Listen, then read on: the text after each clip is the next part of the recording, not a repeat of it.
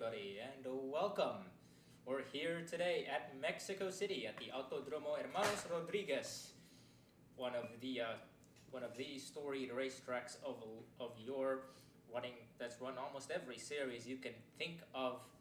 Obviously, you have F1, I believe various forms of North American endurance racing also race there. Formula E does races here, and just recently the NASCAR Cup Series finally made their international. Well, I wouldn't say international debut, but first international race in God knows how long here as well. AWSCO is also bringing their show here for the Tecate Telcel 400. It'll be 99 laps, almost 100, going around this slightly modified version of the racetrack here in Mexico City. I believe we're running a I want to say slightly shorter layout. I believe we are also using the full Peraltada, so we're not using the stadium section as other series typically does nowadays. We are going through the full Parabolica-esque turn, I guess, is the way I put things. Slightly different layout, so bit of a slightly different layout, bit of a uh, different kind of what do you call it? Different kind of race, I'd say. I'd say it's closer to the old Busch Series tracks Busch Series layout that they ran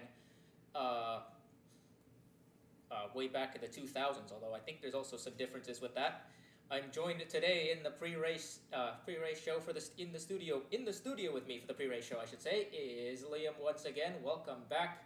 I Go am ahead. back.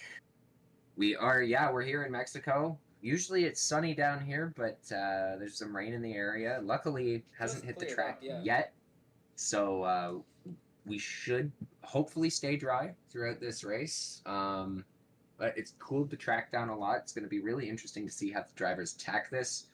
As you mentioned, using a slightly different layout to what we normally see with other series racing here, using the entire half oval to close out the lap, which is going to really allow them to head into that first turn down that long straightaway even faster than they do coming out of the stadium section. So be really interesting to see how they go about that here today, and should be a good race. We've seen a lot of great road course racing in AWSCO before, and this should be no different.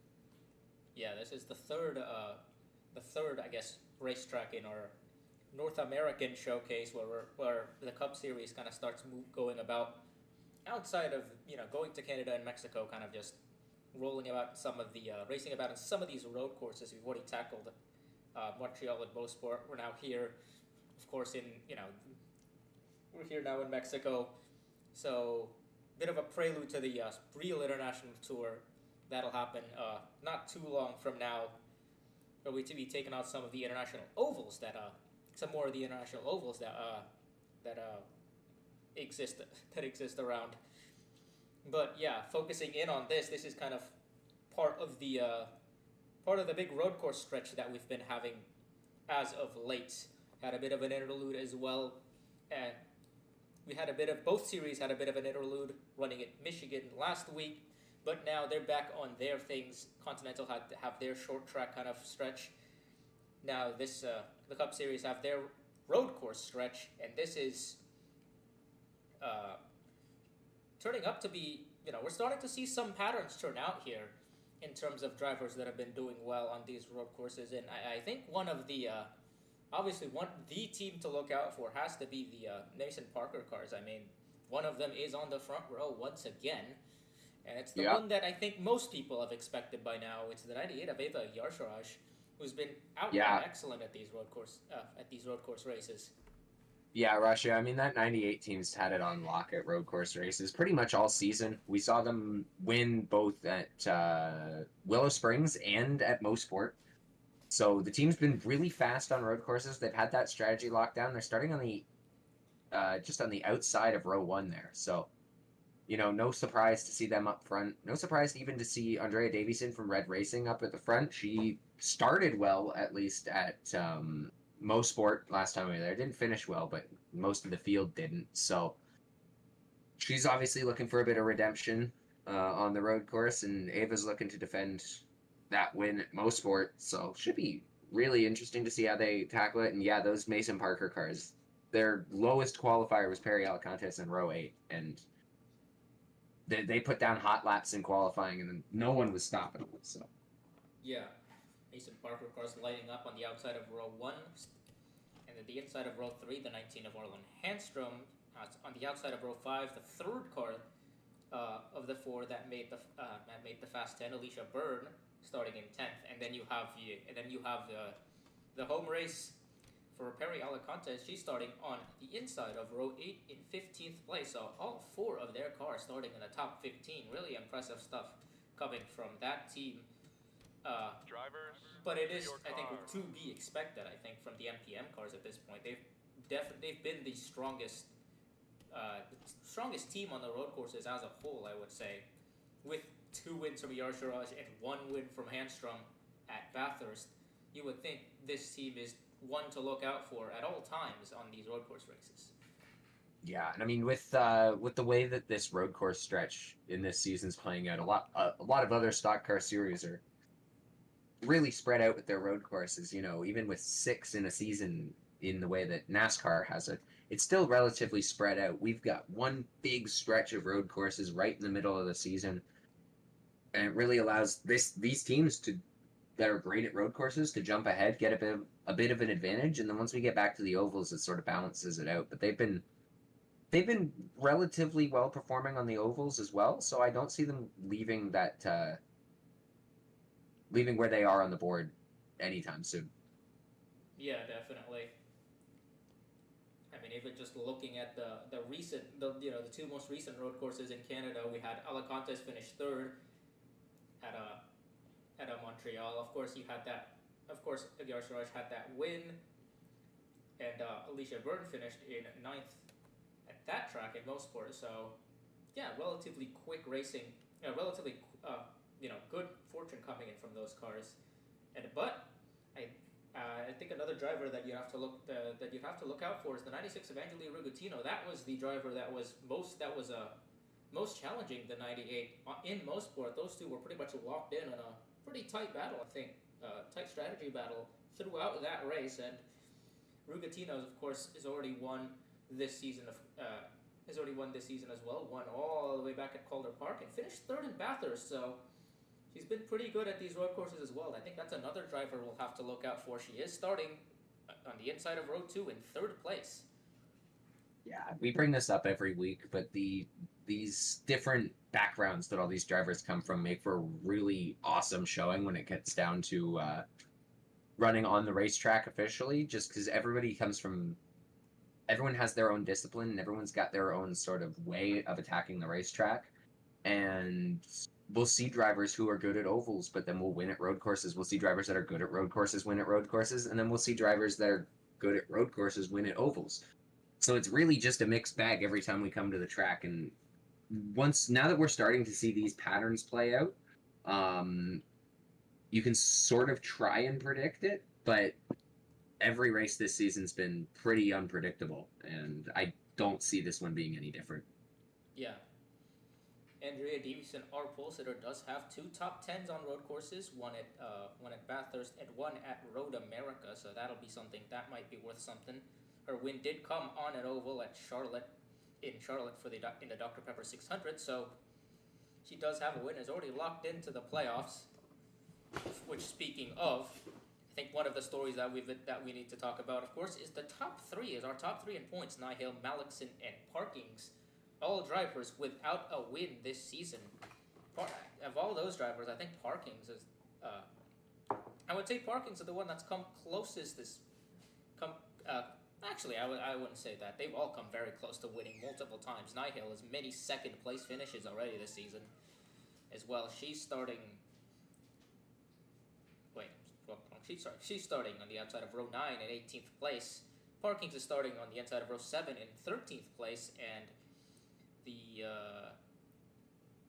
23 of Malixon is starting a little bit further down in the outside of row 13th. That'll be 26th place. So all of them kind of peppered out throughout the midfield, I think. Do wonder what those teams are going to be looking at in terms of the long runs. I think they're the teams that have been most adept at making things work on the longer runs. So I think it's a bit. That's another aspect of the race that I think we have to consider, that these teams may have kind of more or less perfected the art of long runs and making sure that you get the most out of any race. Yeah, I mean, as well, you look at some of the three drivers that are at the top of this points grid here, and it's just surprising that none of them have won a race yet. Jocelyn and Nihil, I believe, has 2 second place finishes this season, multiple top fives. Came very close at Michigan as well in that shootout with the 71 of Abby Little. So yeah, couple third place finishes for Yappy Malixon, and again, I believe at least 1 second place finish for Janet Parking. So all three of these drivers have been extremely close to being right there and winning, but they just haven't been able to capitalize on it. They've been super consistent all season. That's why they're at the top of the board. But a win is something that is going to help you going into the rest of the season because of the way that you get locked into the playoffs. And, I mean, I could see any of these teams surging, even Malixon down in row 13. We've seen her work her way up through the field at road courses before. We saw it at Mosport. We could easily see it again. I could see one of these three cars getting a win very soon. Not sure if it's going to be today, but it's definitely going to happen.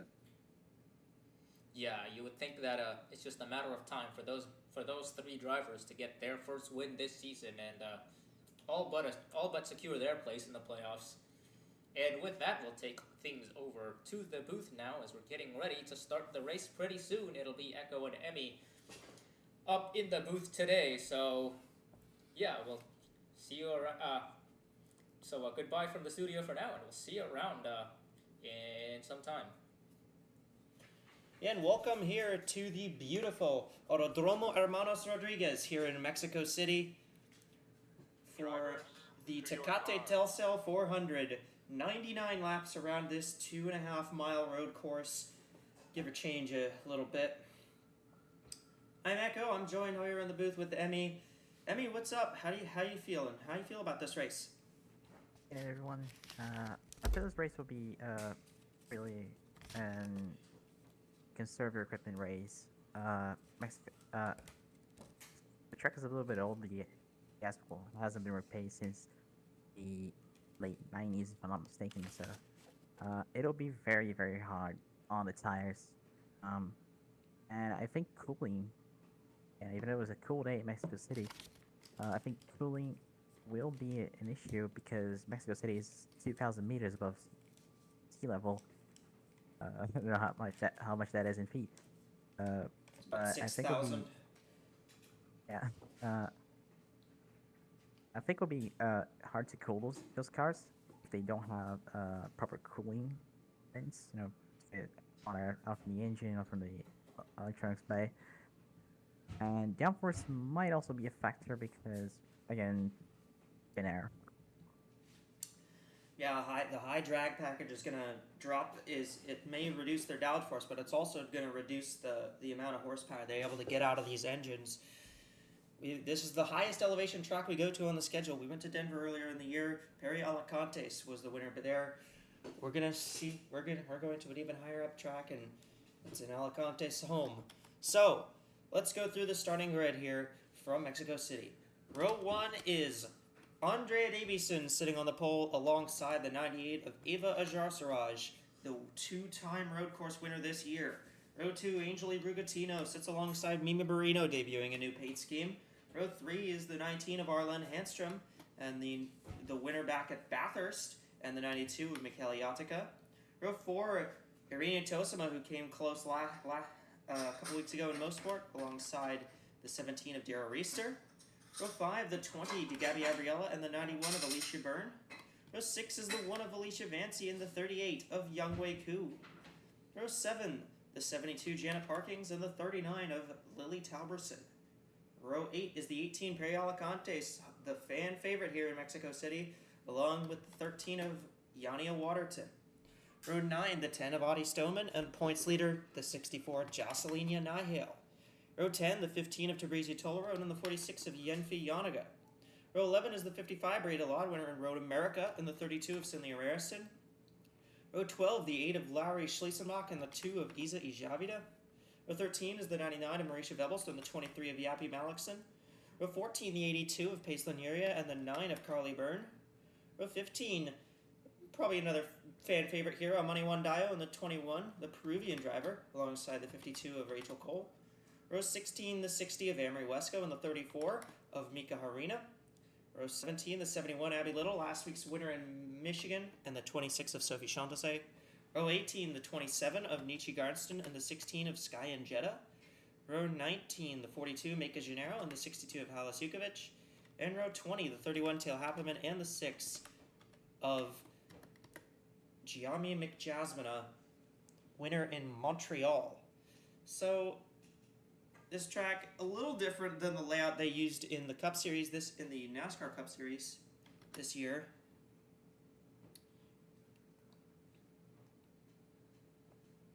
The track a little different than they used in the NASCAR Cup Series this year.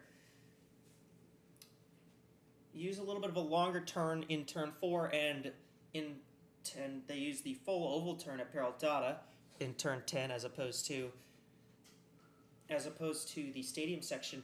How do you think that's going to affect these cars, these drivers? You know, they're running a bit of a kind of a layout that really only this series is going to run. How do you think that's going to affect them? Well, I think turn 4 is gonna be it's gonna be important to nail turn 1 and turn 4, and especially the turn 10 at Pelotada, because it will burn up the tires. And I think the lack of practice they had a little bit, and being the only series that runs this layout, especially, I think they going into the dark. So I think we'll have like some surprises in this race, and I think it'll be fun to watch. Drivers, start your engines. We've gotten the command, and if someone can translate that to Spanish, that would be great.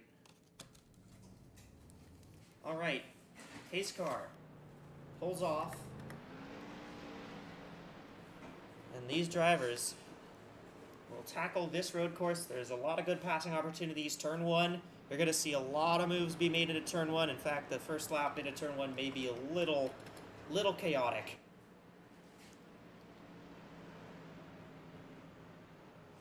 Pace car pulls off. Davison and Ajar Saraj will lead them down. The restart signal is not given until very late down this front straightaway.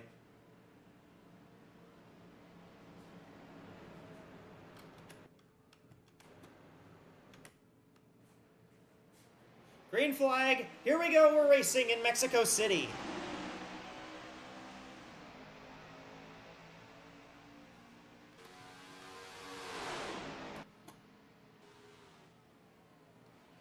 The 22 leads into turn 1.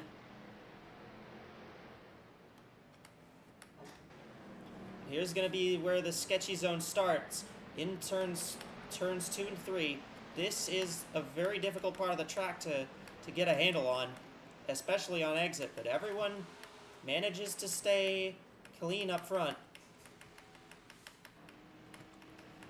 Andrea Davison holds on to the lead for now. This is a part, the S is here. This is going to be one of the most difficult parts of the track to navigate. You might see a few passes here in the S's too, if they're daring enough. Like right there on the exit of the S's, there's Barino trying to get around Arlen Handstrom.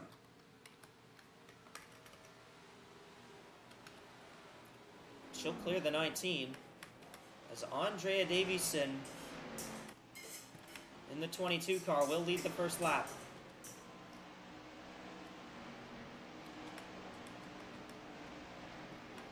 There's contact back there with the 1 and the 38 of Vancy and Koo were fighting each other.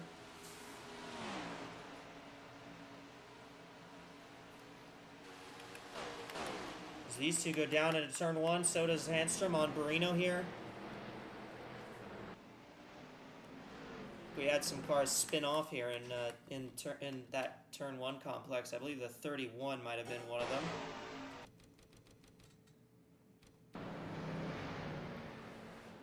Oh yeah, Wandayo.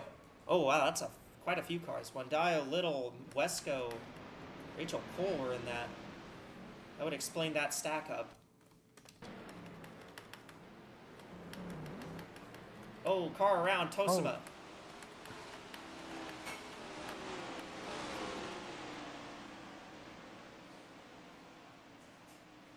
He'll panic out to the grass. Everyone's getting out of the grass.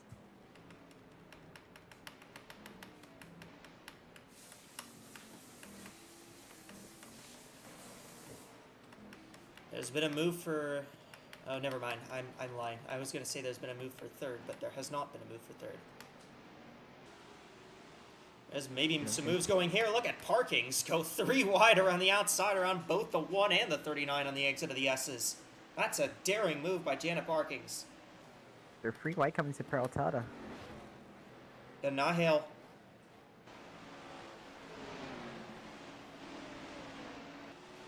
Gonna take that spot away.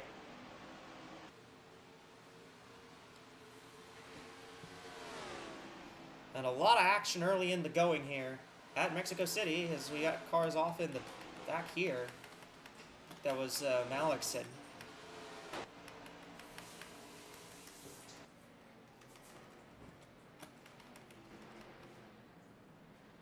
Alicante's battling Stoneman here. A little deeper in the pack. You got Alicia Byrne trying to take this spot away from Mimi Barrino. That's the 5th spot that the 91's looking for. If the 91 gets clear, that would make 3 Mason Parker cars in the top 5. We may have a battle for 3rd here soon. Handstrom is there. They're still side by side for the S's. That's not usual.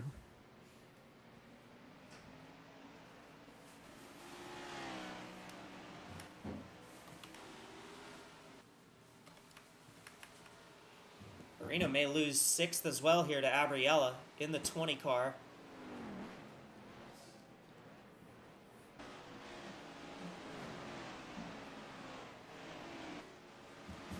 Oh, she may go off the track just a little bit. Oh, someone's off. Someone's... That was the 10. I believe that was Stoneman. Quite a few cars coming to pit road here.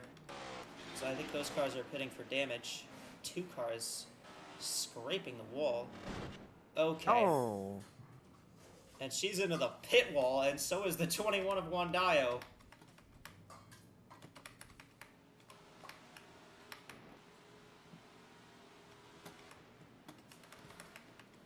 Unfortunate end there for Ijavida. And Wandayo's going to be affected by that one as well. Yeah, it was too late to come into the pits. Way too late.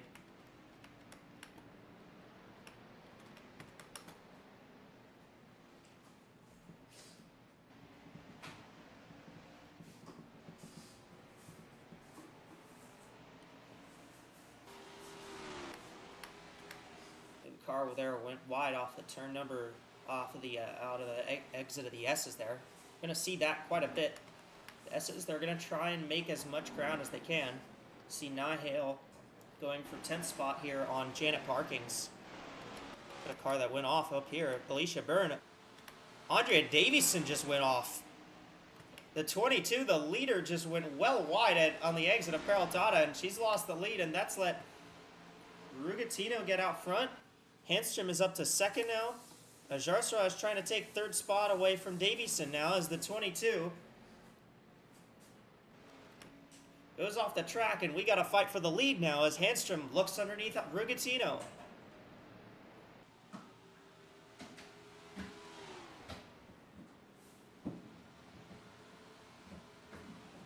She might take the lead here. She Unless Rugatino... She's side by side for the S's. She can get clear through the S's. I think she'll have a good shot, but it's so tough to get through this corner.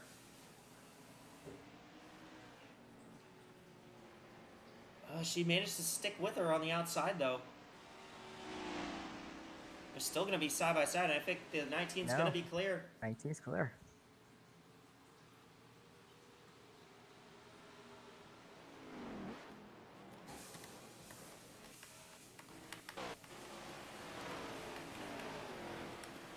Davison, enough damage to warrant that car coming to pit road. I think she might have hit the wall. Oh, that 72's around here in the back. 91 of Alicia Byrne looks like she's come down the pits as well. 9 of Carly Byrne. Both Burns are in.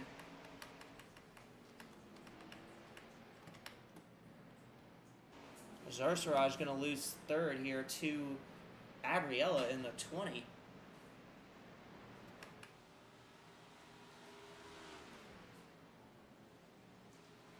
But Arlen Handstrom out front now. It's been a interesting change in how things are going.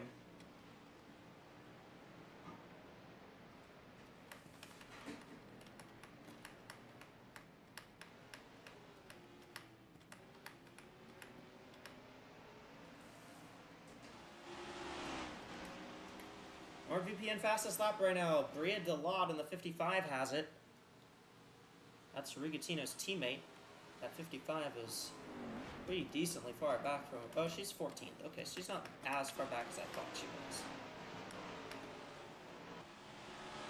They gotta move for second here. Abriella trying to take this spot from Rigatino.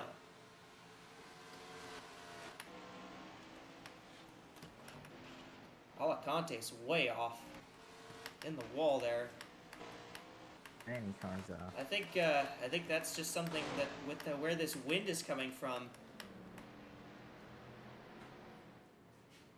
With where the wind's Could been also coming be from. Fire. Could be. Whoa! 98 almost got into the 96 of Rigatino there. And now Micheliottica's going to try to get around the outside. Not sure that's going to work into turn 4 though.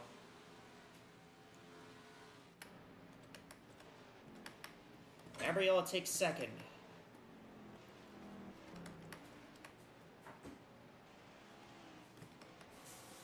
Rigatino slipped back to third. Najar Siraj. Then Yatica or Dira Reister sitting in sixth. Jocelyn Nihale, Mimi Barino, Lily Talberson, Alicia Vancy make up the top 10 as things stand right now.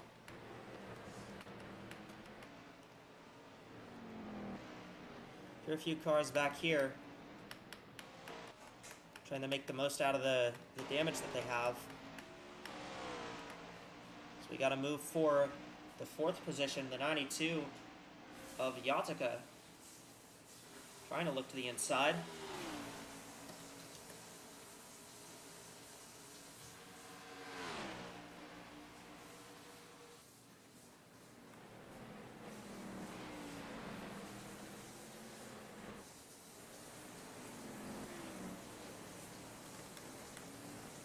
They get really, really loose off of the exit of 3 there.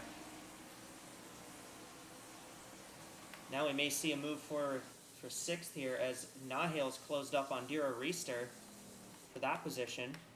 Rhea DeLod's moved her way up to 13th in the 55 car. DeLod's got some good road course experience this year.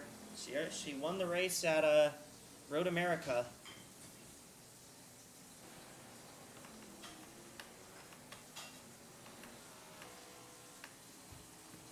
The 19 is starting to lose ground. The 20 car is starting to close in here to Gabby Abriella.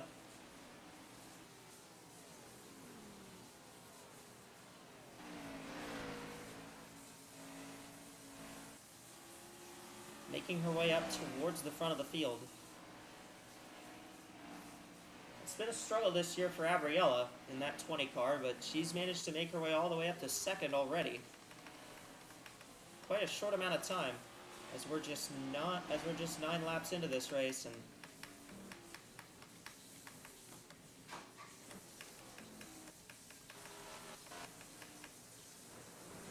already interesting developments. Move for third, or for ninth, excuse me. There's a move back here. Dira Reister's gone around. Ajar Siraj for 5th.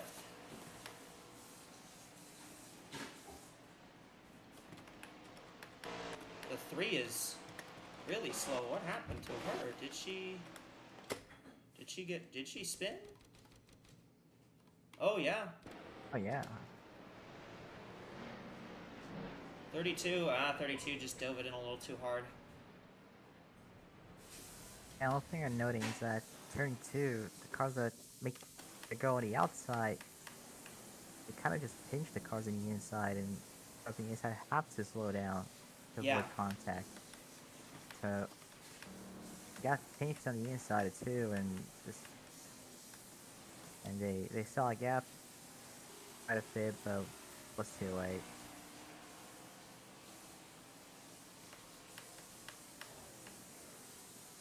Well, Arlan Handstrom, who won at Bathurst, which was the other race you called, is leading the way here. I don't want to call things too early, but you think he might be good luck for Handstrom?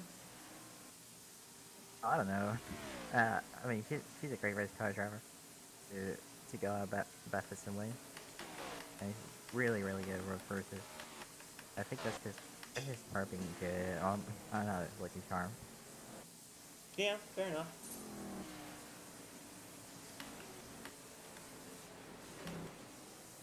Cars are really sliding off of 1 and 2. 1, 2, and 3. They're already about a couple seconds off their fast lap times right now. The cars that are running the best right now are going to be the ones that can keep that lap time relatively stable. Up towards the front. This is right here especially. The S's are the part of the track where you're going to see, you know, this is where the mistakes are going to be the most evident through here, the S's. I mean, you can make a mistake down the straightaway, and you might, you might not lose anything from it because, well, all that's going to happen is you might get dive bombed in the corners anyways, regardless of if you made that mistake or not.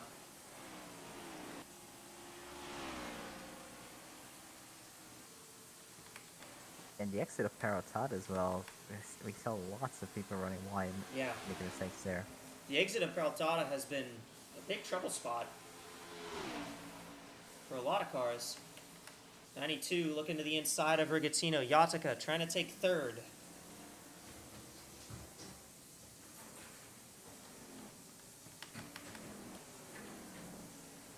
See, Nihale's taking the spot away from Ajar Siraj. Talberson got out of shape there.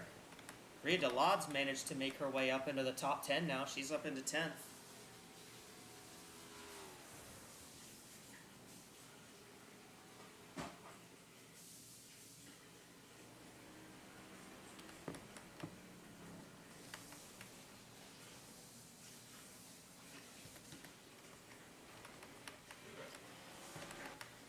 Nobody's had any terminal issues yet.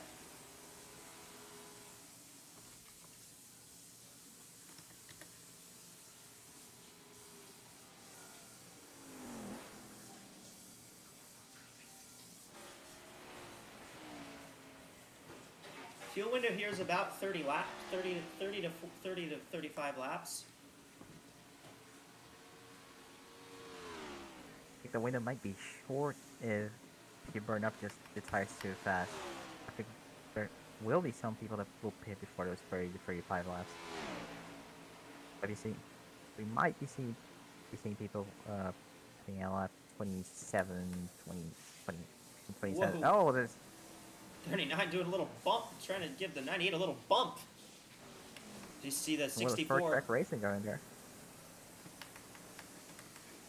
Yeah, that was what I was saying. I think some people will burn up those tires. You can really burn up those tires really fast on old asphalt. Especially at Calzada, it's basically like having a flat Darlington to navigate through there. Some people will burn up those tires really fast, and they'll have to pit early, and they might be compromising on fuel strategy. Alberson's gotten around a Jar Siraj. That 98, I just don't think that 98 set up right now.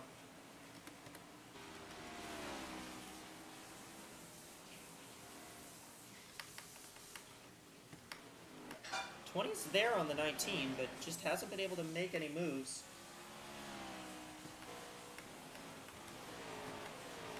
Yeah, I think the Alberson- 19.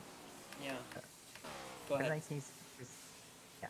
I think the 19 is losing some ground on some parts of the track, but I think the 20 is just burning up their stuff, trying to chase the 19.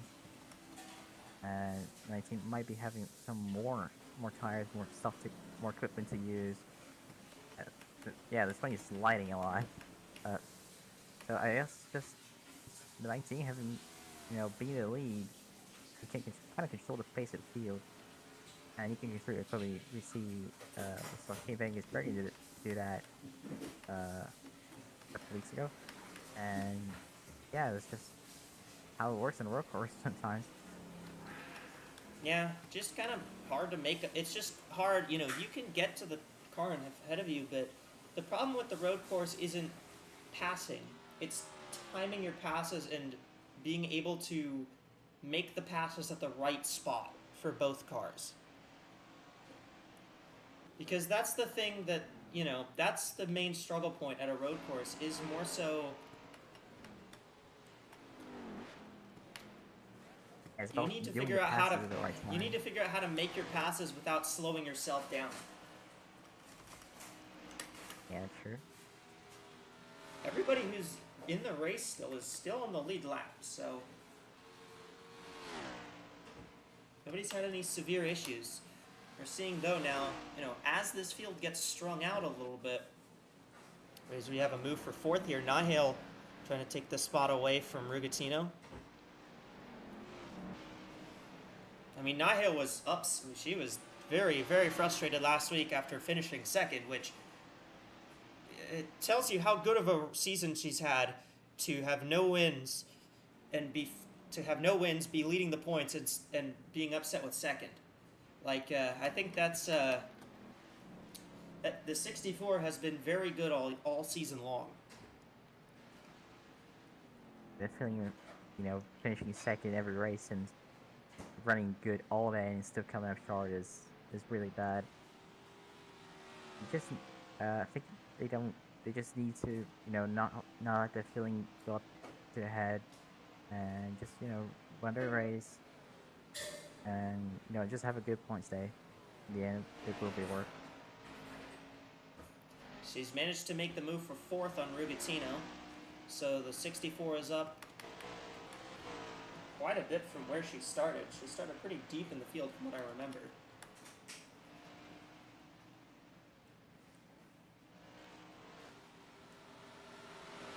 Yeah, she started back in 18th position, so she's already gained 14 spots since the start of the race. And that's pretty much almost entirely on-track merit, so that's not because of cars that have had damage or whatnot. Yep. Well, my pass here. Here comes Delod underneath the one of Vancy for 9th spot.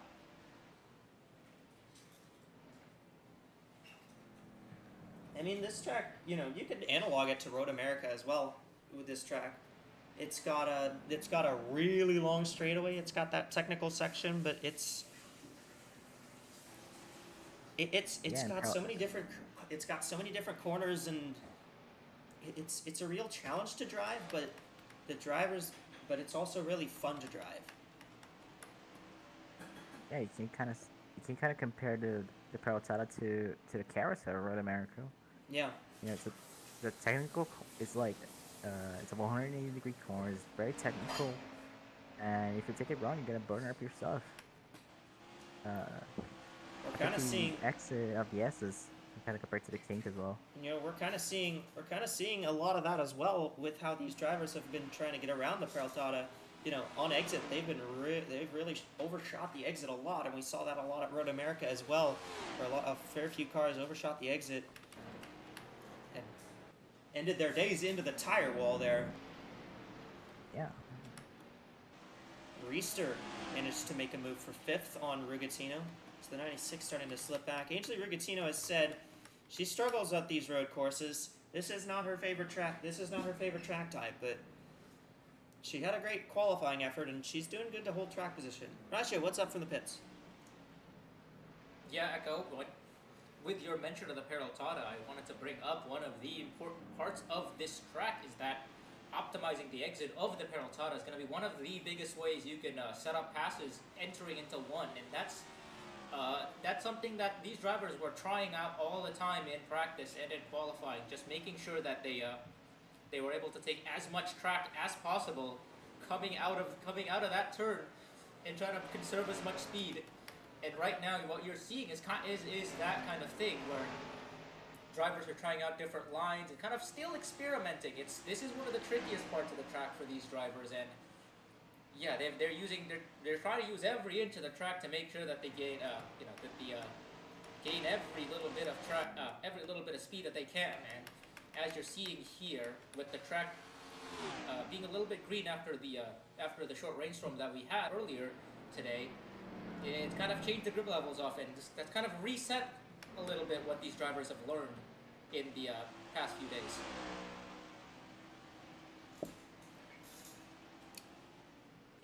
Yeah, it is a tough track to it's a tough track to negotiate. See, Brie Delade managed to make her way around Ajar Siraj for the 8th position, so that 55 still continuing to climb through the field as well. I think she started fairly deep in the field as well.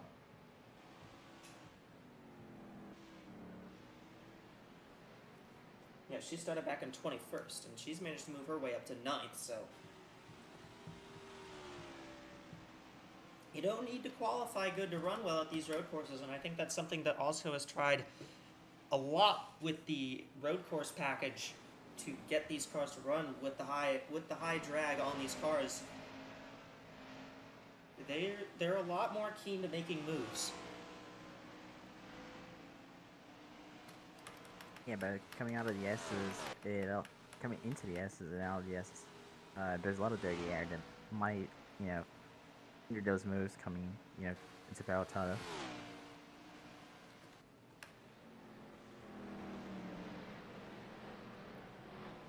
Tina's sticking with the 17. Yeah, Peraltada's not going to be the greatest spot for passing, but the best spots are probably... But you can make the passes work through the S's, and we've seen cars manage to make moves in Peraltada. So it's not out of the question. The 20 is right there on the 19.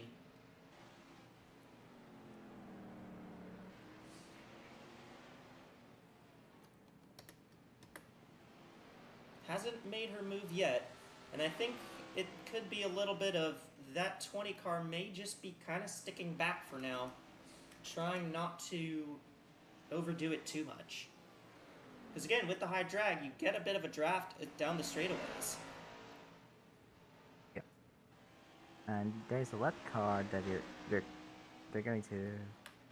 That's the 60 of AWSCO. Yeah, there's a bunch of lap cars they're going to cash.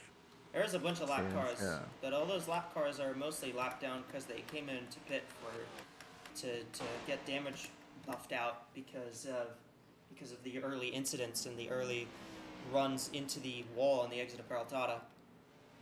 20 ran a bit wide in turn 1. Lost a lot of ground. We may have a move for third here soon because the 64 of Nihil is flying. She has been charging through the field.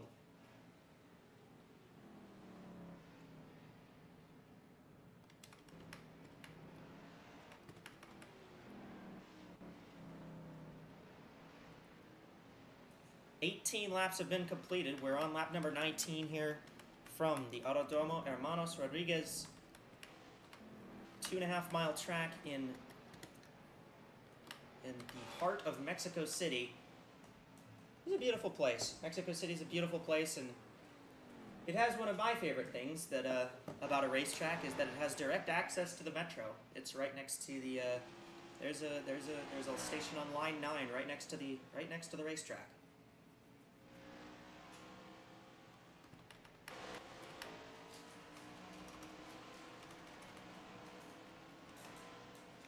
You had tire marks on the front straightaway before? I don't think I noticed those until just now. Yeah. I don't think there were. There might be a move for third coming up. Nihil looked to the inside.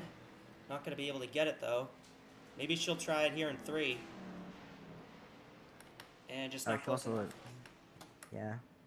Oh, the 13. Oh, someone's smoking. Well, that might be what it was.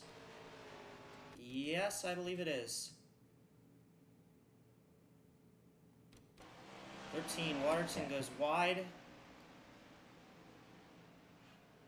Hard into the inside wall. That's a hard hit. Yeah. She was lucky that Okay. lucky that she was able to lucky to be able to stay going and not bring out a yellow flag, but And it's also a very scary place to have a hit like that, especially if you have oncoming traffic. yeah.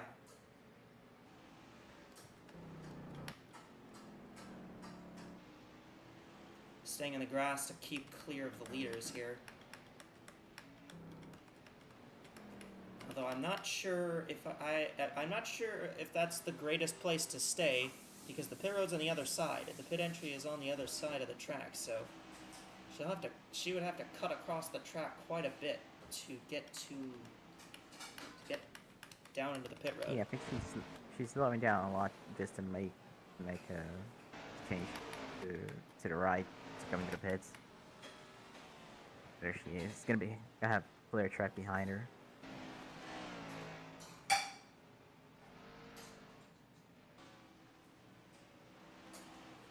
Yeah, okay, she'll make it. A bit worried, but she did have clear track. Here's the battle for 6th. Lily Talberson trying to take this spot from Rigatino into turn 1. Talberson will have the advantage of the inside lane. Technically the outside in turn 2, but 39 car. They slide a lot.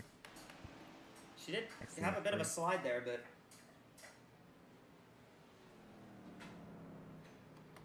might just come down to raw pace.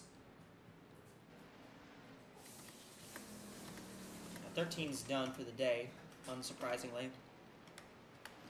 And Yania Waterton, if it weren't for that win they had at Kentucky, this would be a season to just right out of memory. That they have not run well all year. And not to mention the fact that they've had to change sponsors mid-season because of funding issues from their previous sponsor, especially on this 3 car.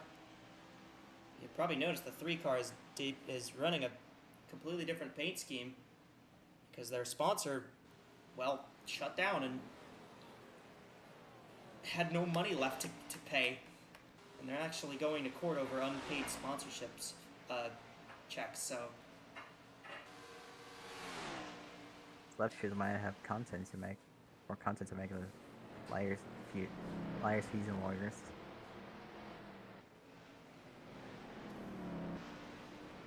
Bria Delad.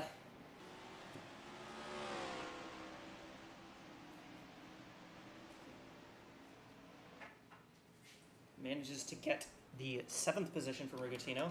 We got a fight here. There's Yenfi Yanaga trying to take this spot away from Ava Ajarsaraj.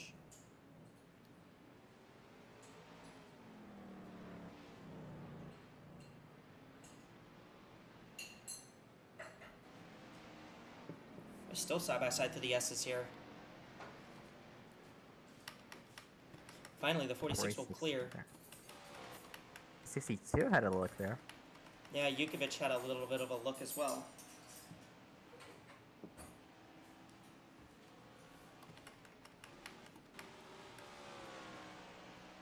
Yeah, the 3 and the 13, MBYW Motorsports has just, it's been a struggle for them this season on and off the track. So.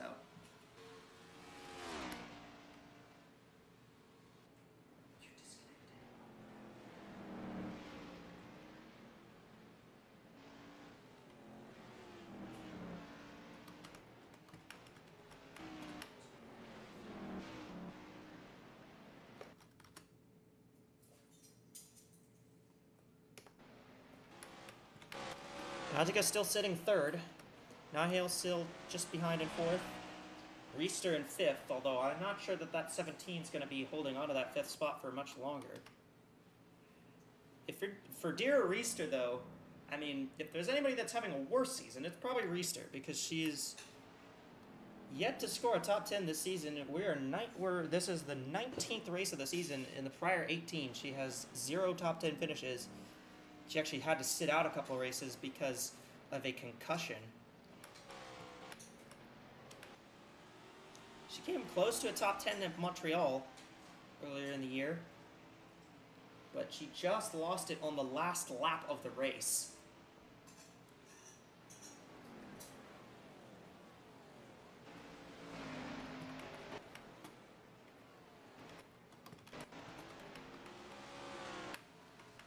which I can't imagine feels great. It's one of the worst feelings possible for race car driver. One thing I noticed. Oh, this one's off back. So it's 15 if Okay. it's all around. Yeah. One thing I noticed that they're taking a much tighter line now compared to early in the race. Prepare Yeah, I on think tire. that's that. I think that's might just be the tire wear that's kind of kicked in. Yep.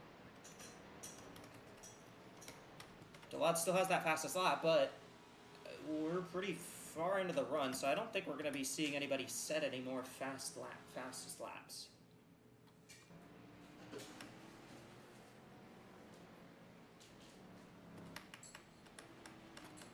Yukovic has gotten around Jarsraj for the 10th position, so the 98's dropped out of the top 10 now.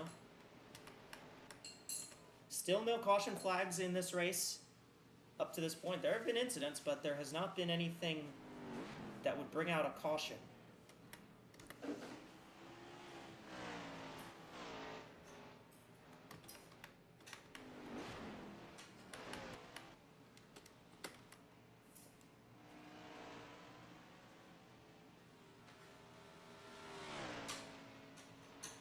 And so Arlen Handstrom continues to lead the way here.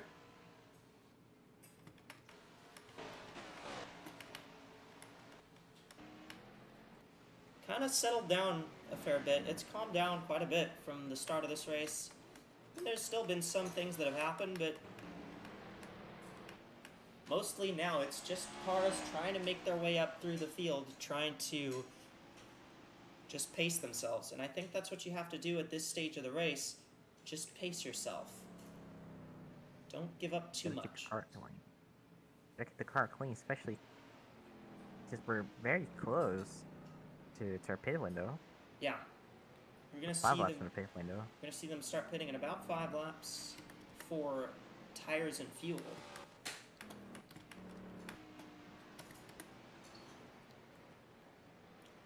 And obviously that's assuming that we don't see a caution flag. Yeah. The field is, well, apart from the Teals early on, feels pretty well behaved, so Yeah, we might not see a caution flag that soon. I feel like if there's gonna be a caution flag, it's gonna be because somebody is stalled on the track. I feel like that's gonna be for a mechanical failure instead of a crash, really. Yeah. I mean, a We move. got move for third. third. Here comes Nihale. Nihil's gonna have the little power move right on the outside of turn 2. Yep, and we got a move for fifth back here as well. Talberson gonna take that spot away. Jocelyn Nihale makes the move around Yatica, and that puts the 64 on the podiums on a podium position. 26 laps into this event.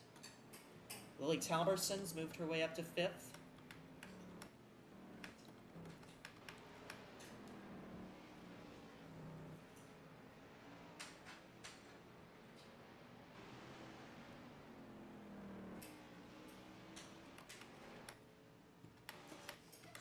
I haven't really caught the 60 car.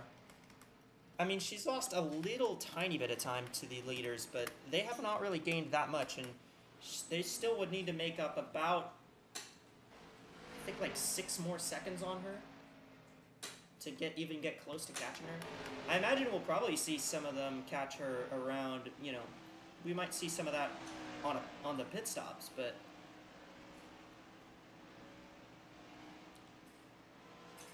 right now, I think it's going to be a bit of a. I think it might be a while before they get to that 60 car. Yeah. E5 might be setting up a pass coming to turn 1. Yep, there she goes. Yep.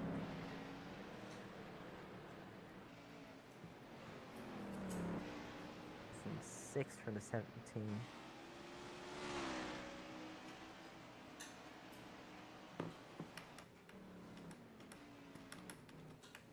I think the interesting thing as well, when they stagger those stops, how are those stops going to be staggered out for towards the end of the race? This should be about a 3-stop event, because if the fuel window is about 30 to 35 laps, I don't Maybe believe two they'd be stop able... actually. I mean, it could be a 2-stop, but I think we're going to see cars pit a little earlier. Yeah, it looks like their fuel window is about 33 laps at the maximum.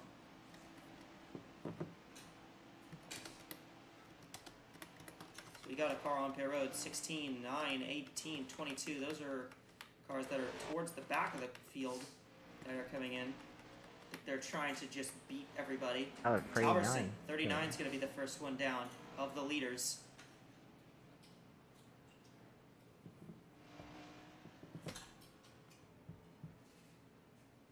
Liam. Might be. Yeah, guys, pit cycles have started. Drivers are coming in. Crews are putting 4 tires of fuel on those race cars, and then it's back out. Sort of getting a measure of how the tire wears worked out throughout this race. Sort of figuring out how much fuel they burn over a cycle, and then that's gonna be useful data for later in this race. So this is this first stop that's really gonna tell them exactly how to run the rest of this thing. So keep an eye on that as we head later into this contest. Yeah, let's see, 39, yeah, 31 laps of fuel there, so that would put them at 93 if they ran 31 laps every stint. Well, that's from the start of the race, I should say. But obviously the 39 came in a lap or two early. Actually, came in on lap 28 here. And I think these two are both pitting. Yeah, 19 and 20 are both coming in. Yep. I believe the 64 and the 92 are also going to come in this time. 55 stays out. So I believe the 55 is going to... She's going to take that bonus point for leading a lap. Maybe try to stretch out their fuel. Both of the Dark They can Horse be cars. safe. Both of the Dark Horse cars trying a little bit of a different strategy. And we saw that work for them yesterday in the Continental race with LaTanya Gray. Took a bit of an alternate strategy, and she wound up winning the race by a full lap. She was because the tire wear was so severe at Aguas Calientes. 65 did a bit of a different tire strategy, and she made it work to the point of getting a full lap ahead of the field on her tires.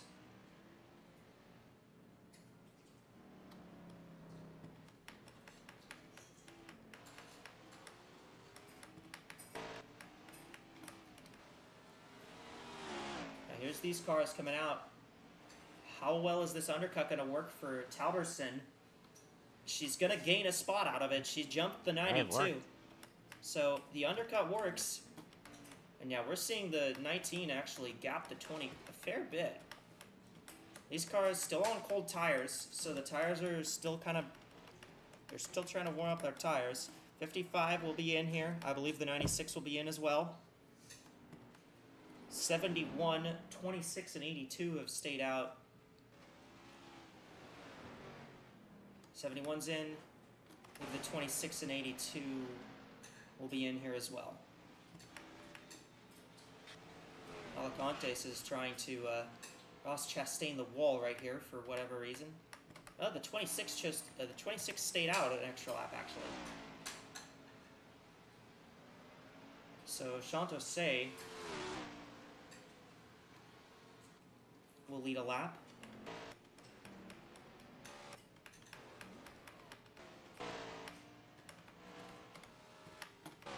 There's the 19. 96 pitting this lap. And 19 will cycle past the lead, I think. Look at how far back the 55 cycled. She's going to drop quite a ways back here. 93 of Tosin is on old tires, so... Yeah, and that's the thing with staying out long, is that's going to cost the 55 in the short term. But, in the long term, that may help her. Yeah, but I don't think staying out that long will help, because you're going to have to pass those cars and all, maybe slightly older tires. And you will burn your stuff passing them, so I don't think it's that wise trying to overcut as well, just undercut. And, Yeah, we saw the there's no quality 39. left. 39 gained a spot out of that, out of undercutting. Yep.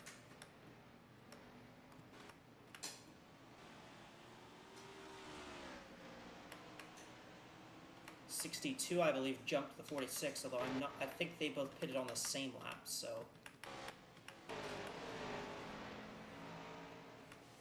There's the lap car of the 60 of AWSCO. And as I expected, they caught her.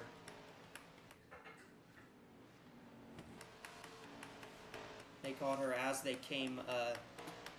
They caught her through the pit cycle, so.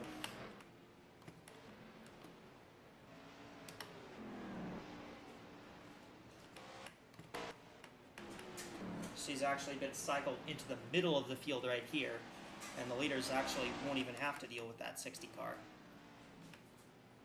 There's still lap cars ahead in the way. The 38, 31, 99 are back here.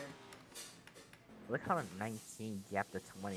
3 seconds before the pits was around 6 tenths to a full second. Yeah. At worst, and now it's 3.3. Yeah, 19's really gained a lot of time on the 20 through the pit cycle here.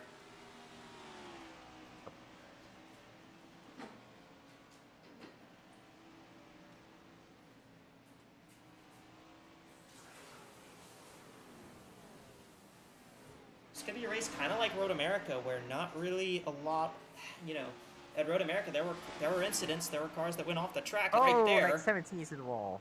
Like right there. But there might not be anything that's going to warrant a caution unless somebody has a particularly strong mech failure that leaves them unable to get their car going. The 20's sliding a lot. The 20 is really starting to lose it. I think the 20's starting to push now to try and catch the 19, but she's just losing more and more time by doing that. Yep.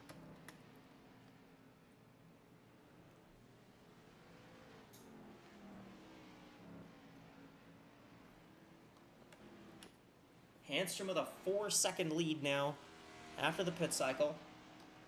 She's closing in on lap traffic now.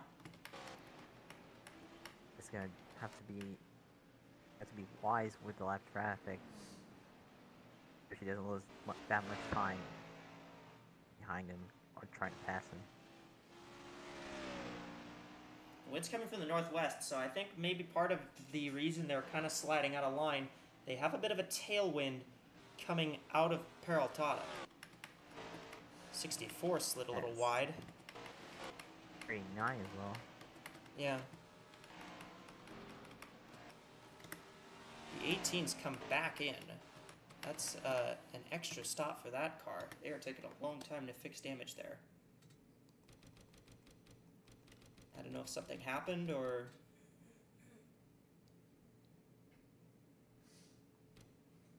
Okay, not that I can see.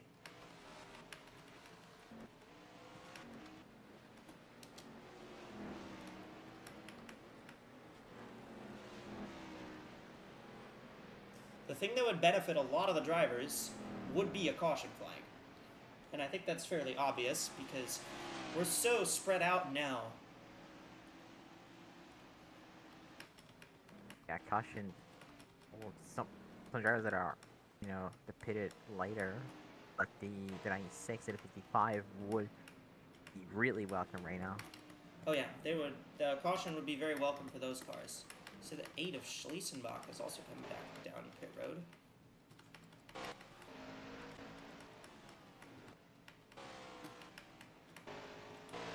Handstrom's pretty well gone right now, though.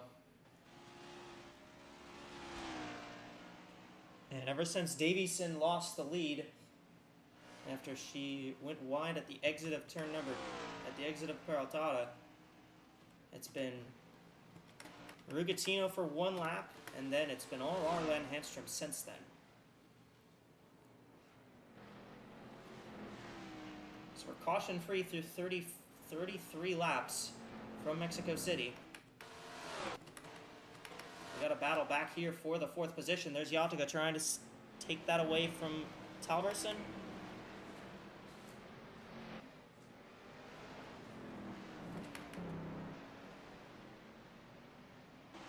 bit of a lap car fight ahead of the 62 and the 55, who would be battling for the And- 6th position. The 60 trying to pass the 8 here. Yeah, blue flag, so you don't have to move over for blue flags. Blue flags just mean there's faster cars behind you. Yep. No such thing as a move over rule except for at the super speedways, actually. And the move over rule is really just move over into the garage. Yeah.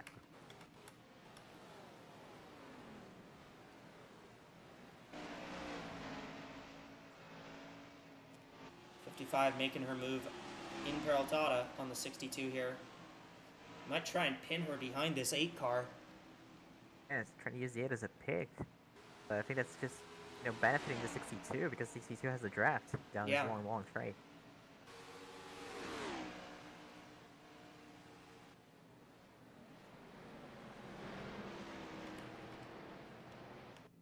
I think I may have a vague idea as to what might have happened with the 8 and the 18.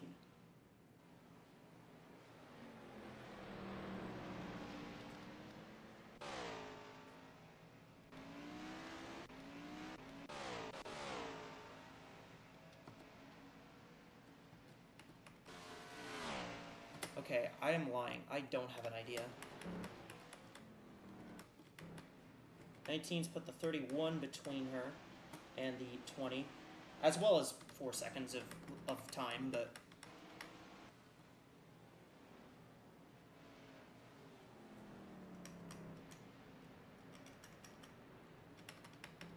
that's not really important. There's the 18 of Alicantes. Been a bit of a struggle for her. Got caught up in an early incident and she's been struggling through this one. She's a lap down right now. And not what you want to do in front of your home crowd. No. But I mean, having good races at home has not been something that's happened very often. Andrea Davison looked fast at Mosport a couple weeks ago, but she ended up crashing out pretty early. Oh. Shonda did decently at Montreal, but that's about the only example I can really think of.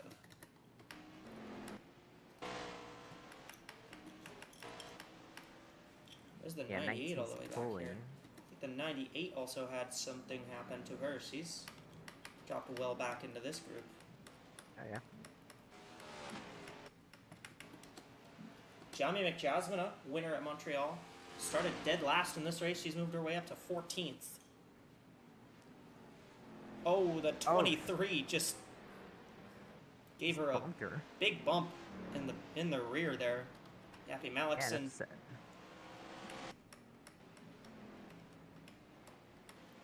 trying to make things happen, I suppose. Yeah. Delad's gotten around Yukovic for the 6th spot. It's 5 seconds now between Handstrom and second place Abriella. This is Henstrom's trying a he pitted out lap 28, right? 29, I believe. I think it was, 29, or no, yeah. it was 28. It was 28. Yeah, 28 to 29. Help the out lap, so good. Count lap 29. Up 30 onwards, he might be stopping at lap 59. 58 to 58. 56 to 59. Maybe. Yeah, 58 That's- and then 87 is my guesses on the stops. I Yeah. think the interesting thing, I think what I will find interesting, that final stop, they have a lot of window to make that final stop in. That's almost a 20 lap window to make that final stop from where, you can go on fuel to where you can make it to the end on fuel. That's a pretty big window if we, Yeah. obviously if we go green the rest of the way. Yeah, exactly. I'm interested to see how the 55 will do. How the 55 will do. 55 and 96 with the alternate strategy.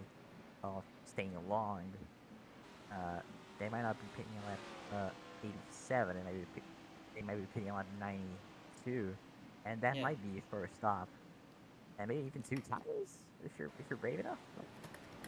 If you're brave enough. We did see Ricky. I think there was one car that tried that at Bathurst and made it work. Oh yeah.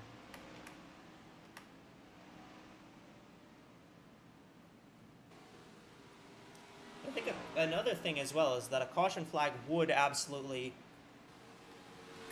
turn strategy into a whole different upside game. down.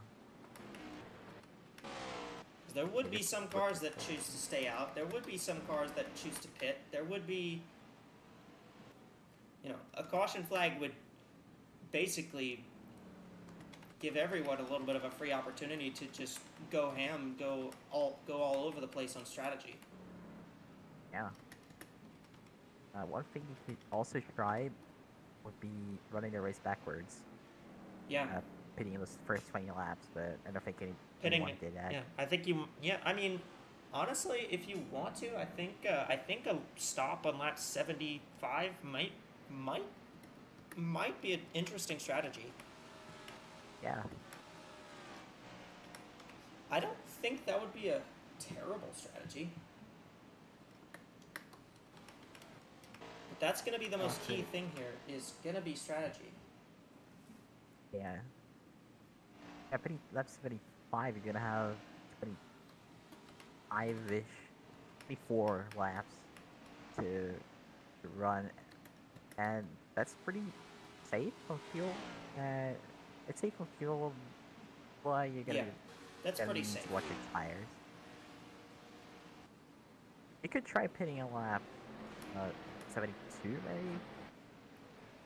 Kind of seeing here, the 39 was the earliest to come in, and she's kind of losing a fair bit of time now because she's just kind of been sacrificing a fair bit of speed. Yeah, She sure. got passed by the 92. Yeah, she was one of the first ones to pit, and yeah, I think they might be betting on a caution come soon. Well, it's not unheard of. Yeah. It would not be I don't- absolutely out of the question for a yellow flag to come out, especially since we still Yeah. have the mid-race report coming up. Yep. And that's basically a guaranteed caution flag.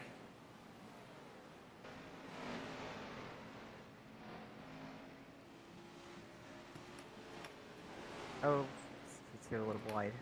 A little wide. 55 got around the lap car of the 60 there.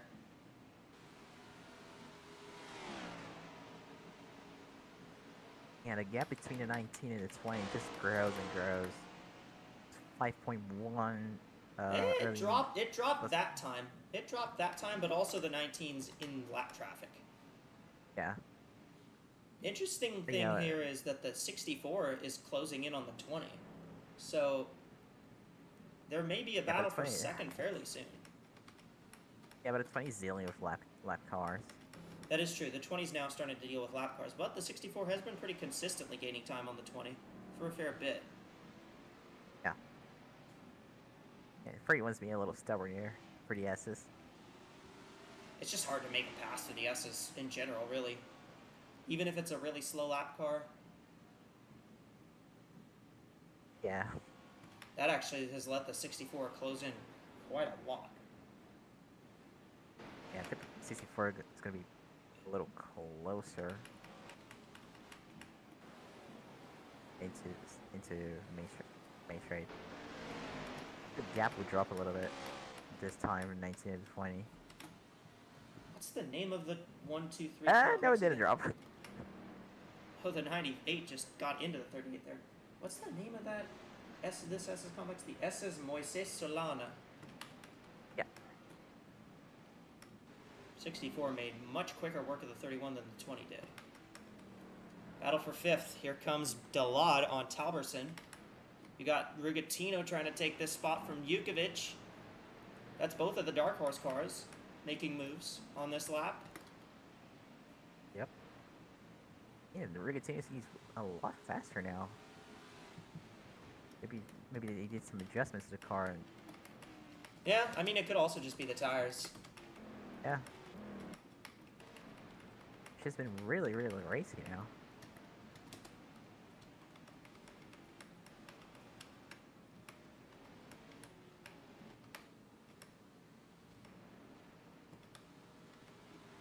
The 64 has closed up on the 20 quite a bit. I think if anything is going to hurt that 19 the most, it's going to be lap traffic because it's kind of hard to maneuver through it. Yeah, unless you're really close. Well, let's see what the gap is here. It's gonna drop, I think. Yeah, it dropped quite a bit. 5.2. They did close in Yeah, quite a bit. 710. She's going to be... Handstrom's pretty well deep into this group, so for the 19 car, there are so many lap cars here that I think it's kind of inevitable that she's going to lose that time to these two anyways. Yeah, that's a lot of lap cars to go through. The 96 got repassed by the 62.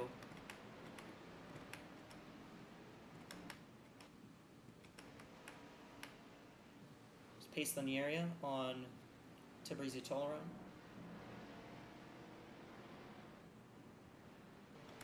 Yeah, move done. Jukovic, I think, is starting to look at making a move on Talberson here. 55 is driven right up to the 92 here.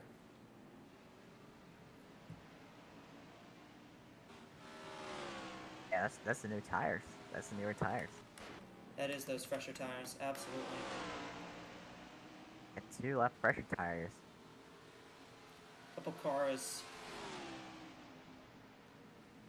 The 19 might be making a move.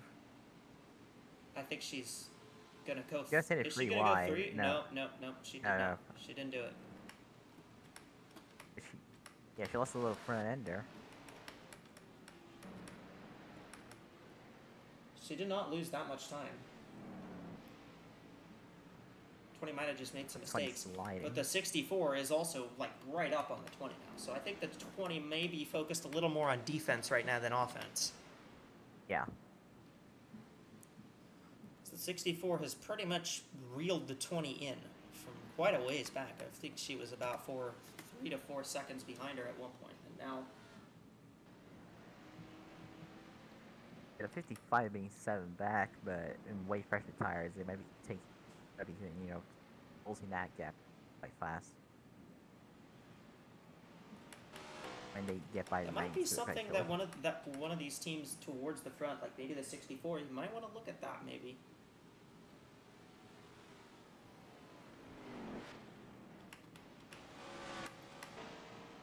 Oh, 98 went wide. 98 went wide. Is there a car on pit road? Yeah, the 93 is on pit road.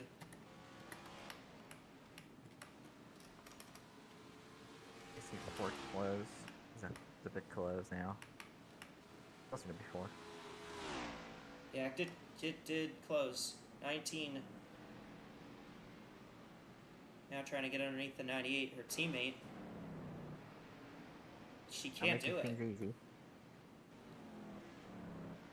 This may be the move for second right here. And 64 slot back in. I don't know if she's going to stay slotted back in, but she chose to stay behind the 20 for now.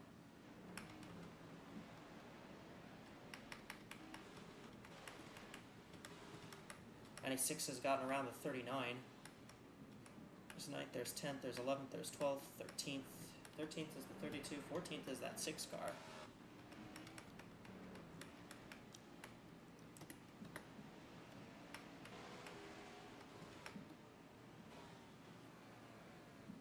I mean, I think absolutely you would be hoping for a caution.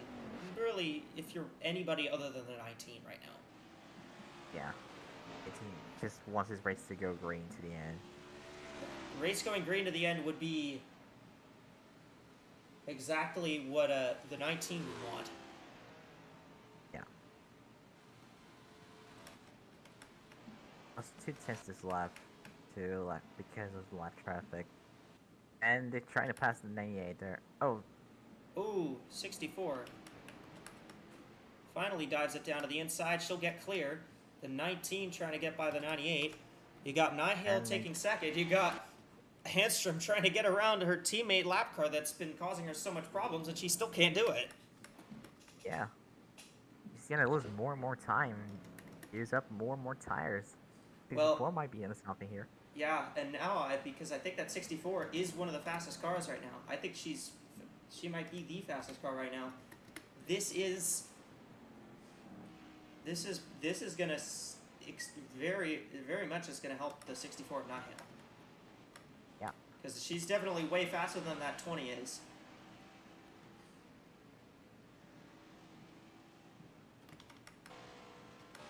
Dalad has managed to make her way to 4th. Yatica, Yukovic, Rigasino, Talberson, Vancy, and Yanaga is the top 10. Abby Little has made a move to get to 11th in the 71 car.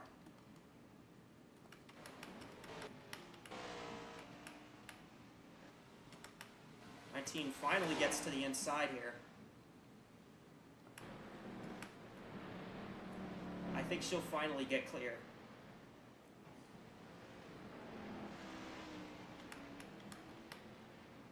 Yes, she does. She did.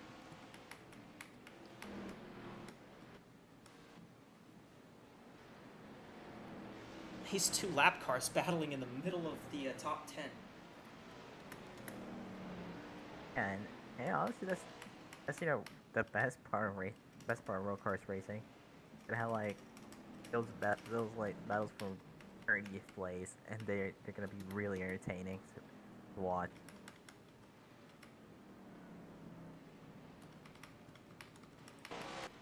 Back here in the field, there's Sophie Chantasse. Now remember, Chantasse came in. She actually stayed out the longest of everyone. She ran I think she ran a lap 31.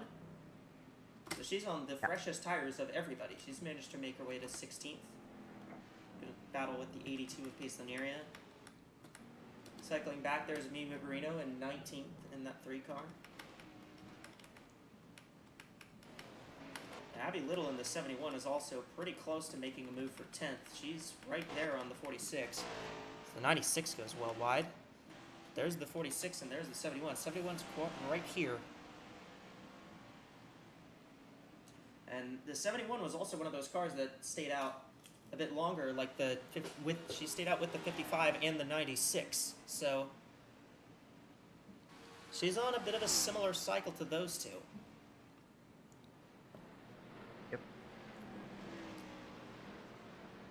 I think her cycle's a little different. Yep. Yeah, but I think she stayed out like 2 laps longer. 1 lap than the 55. I think she came in at the same time as the 55, but the 26 stayed out a lap extra, I believe. Yeah, the 26 might be onto the the 26 might have stayed out a little too long, I think. Yeah. If you stay out too long, you gotta be hoping for a caution as well. Yeah, in the middle of pit cycle. Then you get a free pit stop.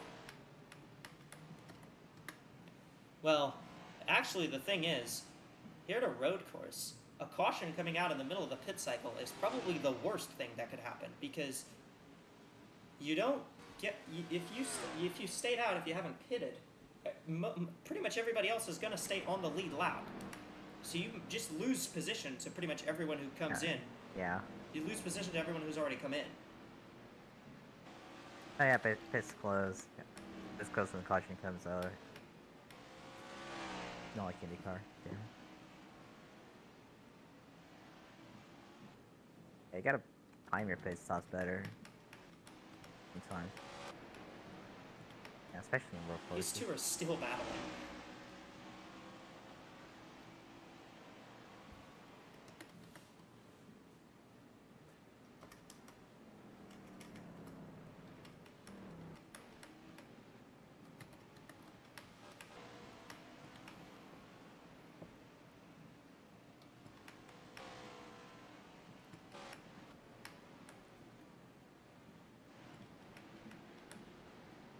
And the 19's not losing that much time as I thought she would.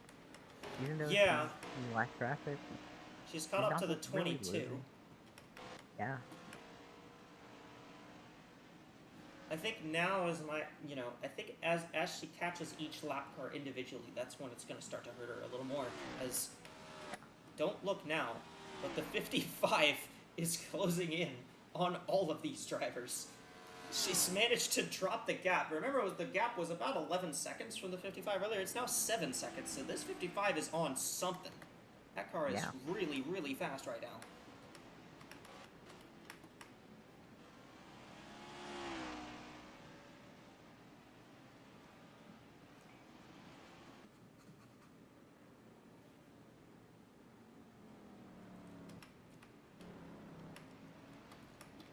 The 19 has gotten around the 22 there.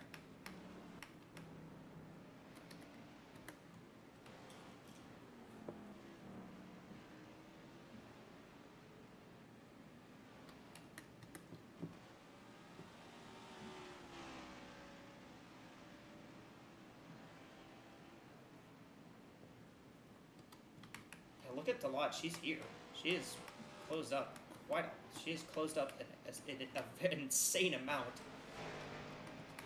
Yeah.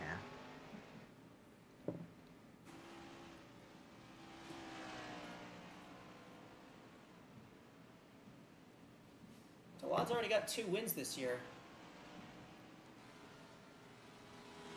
Gap decreased again, 4.2, but 55 just gained I think she gained a whole second on the 19.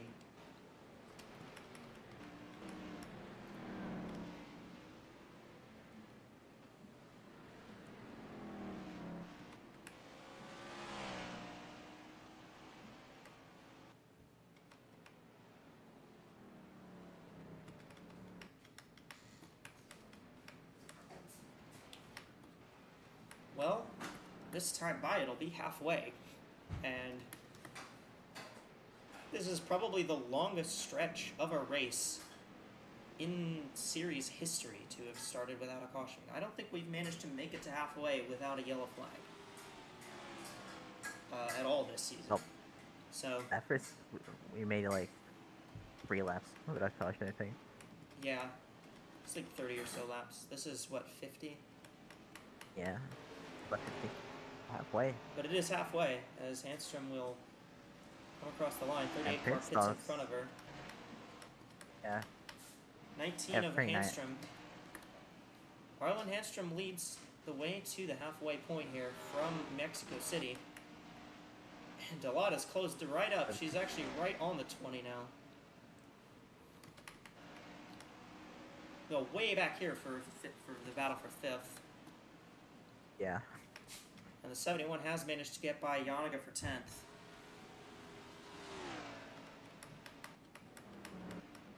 Rhea Delot is cooking something special, though, I think.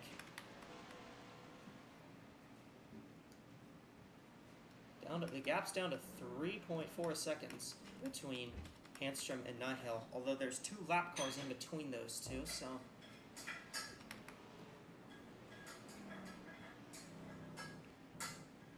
There's 2 lap cars in between those two, so...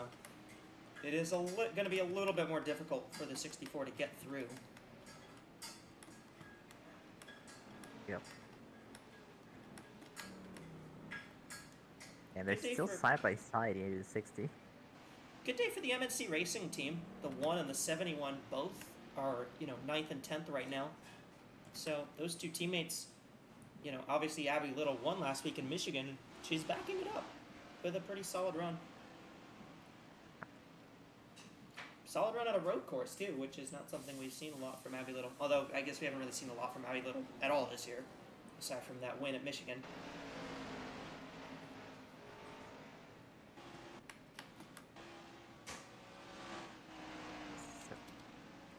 I There's thought the the 17 was going to be in this lap.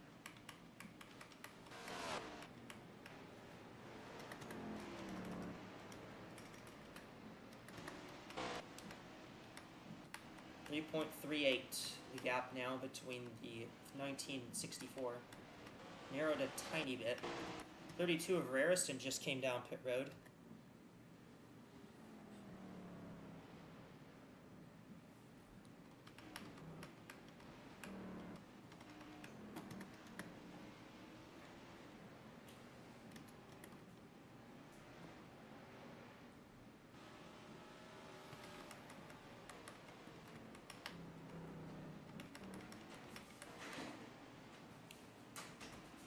may see Delod get close to making a move on Abriella here.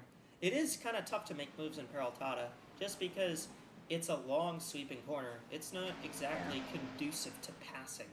You might see a few dive bombs there. Oh, 55's in. Oh, 55 pitting. That's I already pitted that early. Very early. That's surprising. I think they said they noticed it's not worth staying long, and they're trying to undercut. Maybe they're gonna try to undercut. More than 19. Yeah. Interestingly, that would split the rest of the race into 25 lap segments if we go green the rest of the way. So I think they're trying a bit of an undercut. See the 62 Jukovic make the move for 5th on Yatica. And we're gonna see. I think this is where we're gonna start to see. This is where the pit cycle's gonna branch out. We're gonna see a bunch of. We might see a lot of different strategies play out here. Yeah. And that's it, the 55. I really want to see how this plays out once everyone pits. Yeah. She'll be on fresh tires. Yeah. 19's... The 19's losing a lot of time. 19's been losing a lot of time, but that is also partially because of being stuck in lap traffic. Yeah.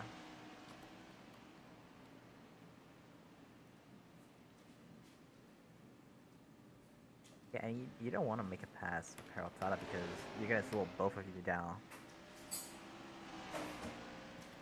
You're going side by side at a long corner. If you're Bria Delod, well, if you're one of these cars that's still on the track, the 55 coming in early, what's that do for you? What's that do for your strategy? Are you starting to think maybe we gotta pit now to stay with the 55, or do you think you just keep running your own race? You don't push it too hard.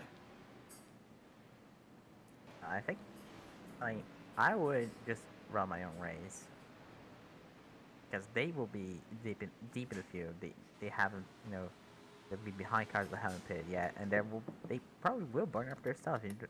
Yeah, they have fresher tires, but they will burn up their stuff. So I would just, I wouldn't really worry about it.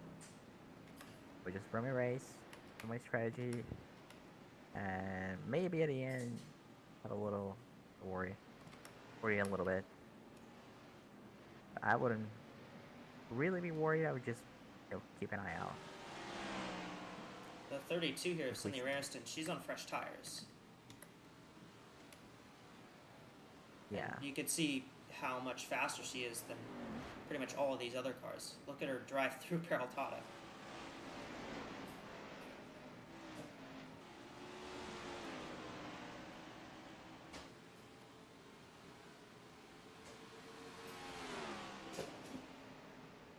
Yeah, almost bump drafting at 98. Got a main straight. I mean, she might pass her on the outside in the corner. That's how. Whoa, whoa, whoa, Whoa. whoa! Davison cleared herself off the 64 there. That was almost disastrous. There's Rigatino battling with Yatica. That's also interesting because Rigatino is not on the same strategy as her teammate. They pitted the same lap, but Rigatino is going long. Rigatino's still trying to run long here. We got another car. Looks like the 82 of Yuri has come down pit road. But 55 has clean air. What kind of laps she's running? 119. She ran a 119. Now the leaders ran a 122. Hamster ran a 122 in clean air as well. Yeah, that's 3 seconds a lap. I'm afraid to.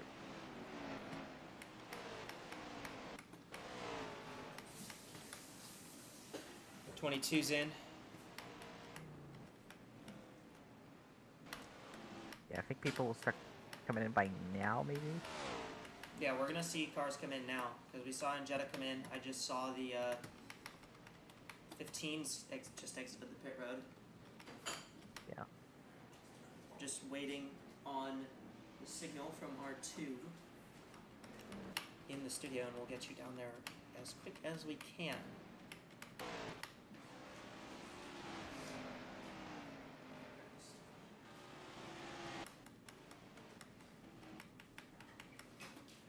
caution-free so far at Mexico City.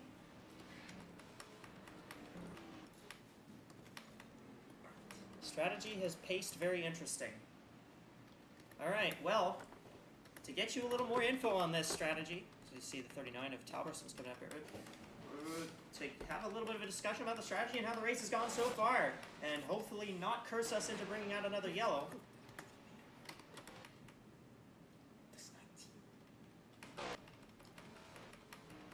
Hopefully not curse us into bringing out another yellow. Here's Rashi and Liam in the FanDuel Fan Studio as Handstrom comes to pit road.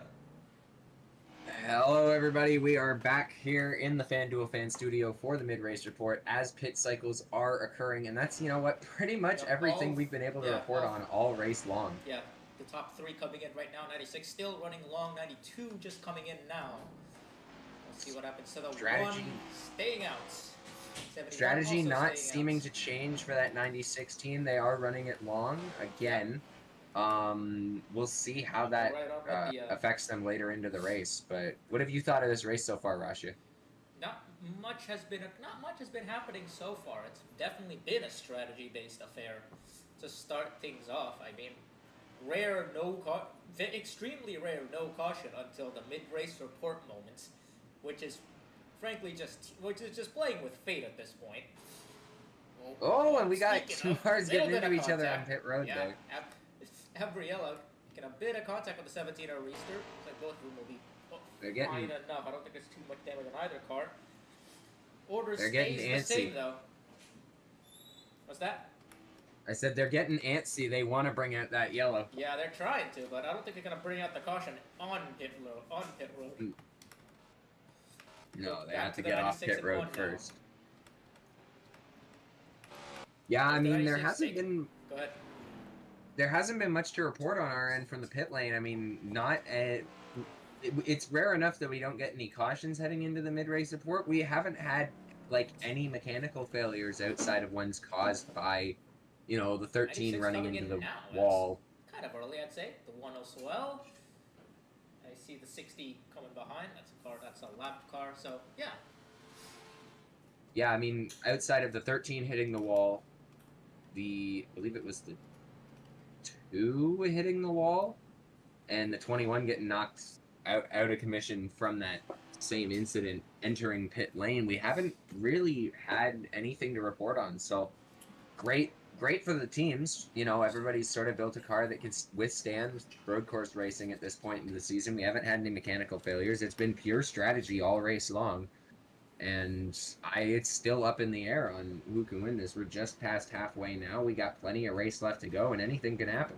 Yeah, and maybe a sign of things to come on the strategy front. You see that 55 with the Lod Cape coming in early, and doing so let her jump the 19 and 64 and the 20. These 3 were running ahead of the 55 beforehand.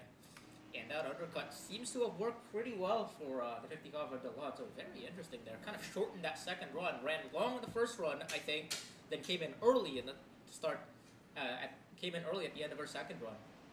Yeah, I mean, that's a great strategy call. We'll see how it plays out as the tires wear out and that car starts to slow down compared to the cars behind her. But right now, looking at it, it's a position gain, you know, short-term gain. You're just looking to not get that long-term loss on the other end of it, and we'll see how that plays out as the tires start to wear out later into this run. 71 and 26 coming in. Those are the last 2 cars up front that haven't stopped yet, so that'll shuffle the lead back to the 55 of the lot. Who's holding a pretty strong gap over the 19 right now. Say that's about 10 seconds or so. We'll double check here as we'll cross the timing line. Well, up front here, it's 8.37, so a couple seconds under 10. Let's see where that gap goes. The 55 now with a pretty commanding lead because of that strategy. Looking at the rest of the field right now, most of these cars have also just come in, I think. There's Yanaga, I saw her coming in. So 64, 20, there's the 99 coming in. 20, 62, 92, 62, I think. Did the 62 also do that? Where's the 62, I think, may have done the same to the 92. The 92 was running ahead beforehand, I believe. There's the 96 coming out in 7th place, 21 seconds behind the leaders. Not too many spots out of it. I don't think lost that much ground really. This is really interesting. And you have the 39 Yeah. and then the 71 and 1 who ran a little bit longer. Yeah, I mean we had, you know, a few cars bumping into each other at the start of this race. We saw a few cars pit for damage, getting into the wall and whatnot, but outside of those few hiccups, no cautions so far. It's been a super technical race. Really just been a battle of the minds on pit road thus far. And yeah, I mean that's all I can really say about this race. This has been one that has been won by the pit crews, at least in this first half. Easily, yeah. If you've got good pit strategy, you've got a good team to get you out of the pit lane faster than everybody else. That's what's put drivers ahead in this race. And you know, as far as we can see, that's how this race is going to go unless we somehow get a caution. Yeah, pretty much. We'll see. We'll see what that caution, whether or not this caution-free status stays. But right now, no real signs of things happening. It will definitely take, I believe, a mech fail of some form, of some sort that ends with a car, you know, kind of beached on the racing line. Right now, we don't see any of that. I mean, we had Mhm. the 13 wrecked pretty hard on the front straightaway, and she managed to limp it around the entire racetrack to bring it back to pit lane. So that's as close as we've gotten, I think. I think Road we had America, the twos. We had the twos incident entering the pits, hitting the tires there, but she kept it off the racetrack as well. So yeah, that was on the entrance to pit road. They managed to clear that up pretty quickly. But yeah, Road America had at Road America there's a few spots where the runoff kind of tapers off. And you don't get that much room to move cars out of the way. This is it's a little bit. It's a bit of a similar situation here, but there's quite a bit more, I'd say, runoff to make things to kind of get cars out of the way. I think. In Road America, there's some noticeable choke points, I think. Whereas here, I think it would probably have to be the front stretch, I think. yeah, not a lot of bottlenecking happening on this racetrack, It's a so not a fairly lot of wide room for racetrack. someone to really get launched back out onto the racetrack to bring out a caution. It would definitely have to come down to a mechanical failure, and we haven't had a single one yet today.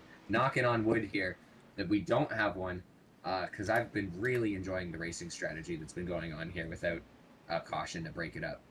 Fairly wide racetrack, and even in the narrower parts of this racetrack, like the S's here, there's plenty of runoff to kind of help get cars that are stricken out of the way. Right now, 55, extending that gap a little bit, moving up to 9 seconds now. There you can see the 19 and 64 right on the edge of the back stretch, so that's kind of the gap that we're looking for. Yeah, I mean, we're going to see the 55 probably pull out a little bit more. She's got the lead, she's up front, and her tires are at peak heat, with her having pitted early. Although you say that, and she is kind of struggling. She's trying to stop it. She's having to hold off some of these lap cars. She tried to get around the 27 of Garnston. She failed to do that. Now the 27 is starting to pull away. The 93 there kind of kept her honest and forced her to defend. Yeah, forced her to defend a little bit. Only lost about 2/10 though in that whole scuffle with the 93, so she's still got speed. She just needs to be able to hold on to it and not burn it up too early into this run. Yeah, but bear in mind, I think the 19 and 64 are still getting their tires heated up, I think. So we'll see where that gap goes. Really wide racetrack, a lot of room to get out of the way if something happens. So hopefully, if a mech fail does occur as well, the drivers are smart enough to get out of the way. But I mean, there's sometimes where the car just stops, and you can't get it off the racing surface in time. So we'll see as the race progresses. Caution free thus far, 62 of 99 laps completed here, about to be 62 laps completed. We're about to hit lap 63 now. We got a car off on the front straightaway there. Yeah, that's what I mean. 10 car got off in the dirt, gathered it back up. That's the most perilous part of the track. But even then, most of the time, these cars are able to, shrug it off and keep going. The only time we didn't see that happen was the 13. But that was more or less on the 13, recovering right on the path of another car. Real testament to the toughness of these race cars as they've managed to go off track there multiple times and still, run this race without major issue. As we see 55 now ahead of Good 38. work managing the gap. Pulled it out a little bit that time. Yeah, 9.24 seconds, you know. 9.25 seconds ahead of the 64, or of the 19 car right now, sorry. Yeah, right now I think we're in the kind of spot where it's become kind of the 55's bread and butter. This is exactly the same as we saw in Road America, where the lot was able to master the strategy game and kind of just make sure that that she optimizes the track position as much as possible, and that's what we're seeing right now. Maybe compressing that second run to make sure that she can get an undercut there. That might be the call? That might be the call of the day here. But there's still quite a few races to go, and I think at least one more pit cycle, assuming things stay green the rest of the way. Yeah, I think we're looking at one more proper pit cycle, and then right at the end of the race, it's just, I don't think anyone's going to be able to make it on fuel, depending on when they pit, because we heard up in the booth they mentioned, I believe, lap 93 earlier on in this race. Obviously, with the different strategy calls that these teams have been making, that could be down to lap 89, maybe up to lap 95, but I'm not sure if anyone's going to be able to make it to lap 99 on one more stop. We'll see. They might actually, yeah, they might be able to. Looking at the lap count that we have left. Here, trying to pass the 15 of Tolero. Don't think this is for position, but oh, it is. I think these are two of the cars running out in the top 15. Still a battle of strategy here in Mexico City. The rain has held off till now, or still holding off. So good news there. It doesn't look like we're going to be interrupted by any water on the racetrack. Now starting to bear down on the 92 and 62. That might be a barometer of whether or not putting tires on a little later will help things out. Right now, though, at the front, that doesn't seem to be the case for the 55 and 19. 55 is doing 55 doing good work, extending the gap by a little bit every lap. Yeah, 55 put on just about 3/10 that lap.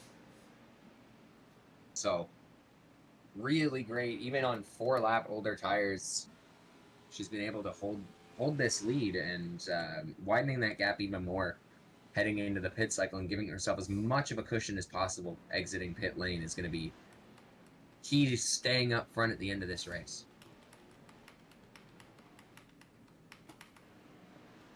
Yeah, looking right now on that battle, the 92 is having to negotiate her way out of around the lap traffic of the 22 here.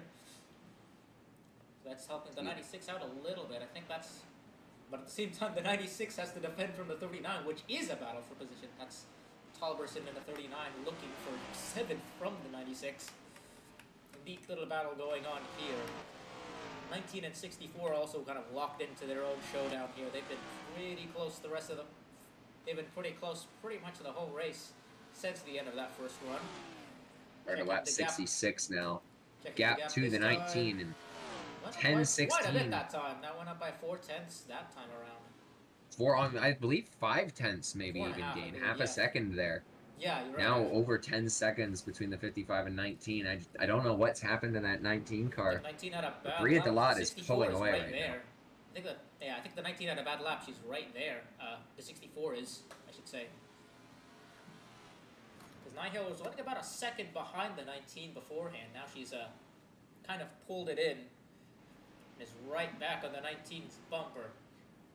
I mean, right now, in terms of fan picks, I'm not sure if you can really go against that 55 right now. What do you think, Liam? I mean, I don't know. We've seen the 55 pull ahead of the 19 so far. The strategy has been immaculate from the pit crew. We still got one pit stop for sure to go. So plenty of time for things to change, but that team's been on point. I think it's the obvious pick. Bria Delot in the 55 is going to be my FanDuel fan pick today as they come around and start lap 6-7 here. 72 is on pit lane. That's Jen Parkins. Dude, Janet Parking's on pit What lane. happened there? Not sure if that's mechanical. Doesn't look like a mechanical issue. I Right think as, it might have been set right as off we get to track the end of our somewhere. mid-race Yeah. report, in the wall, and In the wall. that is off track though. And yeah, that's what we mentioned. There's plenty of room there, and they were able to drag the car out of the way. That's just unfortunate for the 72 of Parkings. That's a driver who's Hard been looking shot for in a the win wall. this season. Pushed out of As the I way said, by as we're- one on newer tires. As Go I ahead, said, as we're Matt. going to our FanDuel fan picks here on lap 6, 7. 55 Bria Delad's the obvious pick, and I'm going to go with her since I got the first pick here. Strategy's been great from the pit crew all day. She's been fast, and she's pulling away on older tires. I think she's going to be the car to beat as we head into the, twilight stages of this race. Yeah, it'll be difficult to bet against the 55 of Delad, I think. That car looks particularly great. But if there is anybody that can challenge her, I think it'll be down to the 19 of Arlen Handstrom. Speaking of strategy showdowns, that's another team that's been on the I'm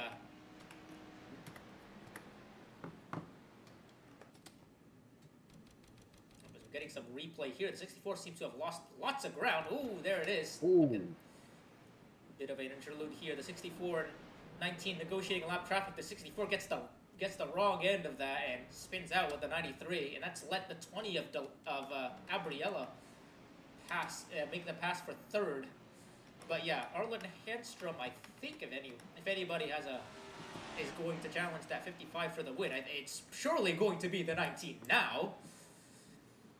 But yeah, we've seen the 19 in a similar situation like this at Bathurst, where she ended up getting the better of the 27 of Guardstone in a race that I think ended up becoming a bit of a similar. What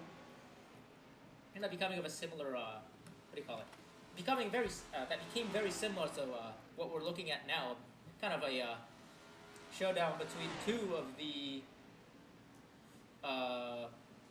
the best drivers on timing that last pit stop. So I think that 19 is one car that we're going to have to look out for as the race continues on. But yeah. It'll be difficult. It'll be an uphill battle to challenge the 55 for sure. And with that, we'll take things back over to the booth now. It'll be once again Echo and Abby taking the call for the rest of the race as we bid adieu here from the fan studio. Thank you, everyone. Yeah, I mean, you got a pick here. Yeah, the 55 has a great strategy that has clear traffic, has more pace, but I'm still gonna pick the 19 because gotta support the 19. I think they can still rebound if they have a different strategy. Yeah, I think that 55 might be the one to beat. My pick is the 19.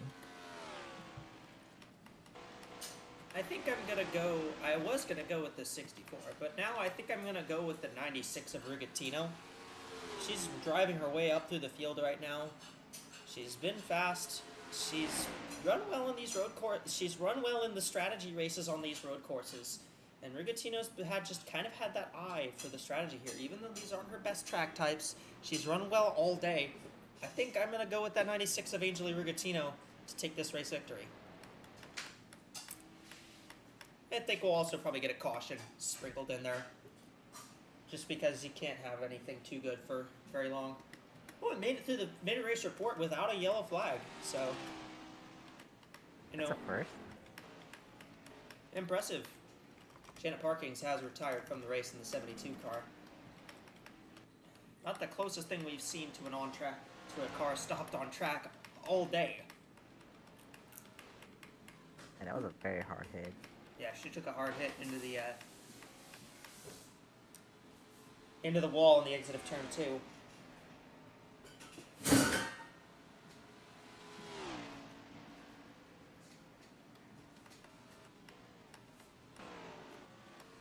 Arlen Handstrom. I don't know what it is. I mean, Delad pitted way earlier, so I don't think, to me it doesn't feel like Delad should have that much of an advantage, but Delad has pulled out a 12.5-second gap on the 19 now. And I think if you're the 19, the only way you're going to make that back is short pitting.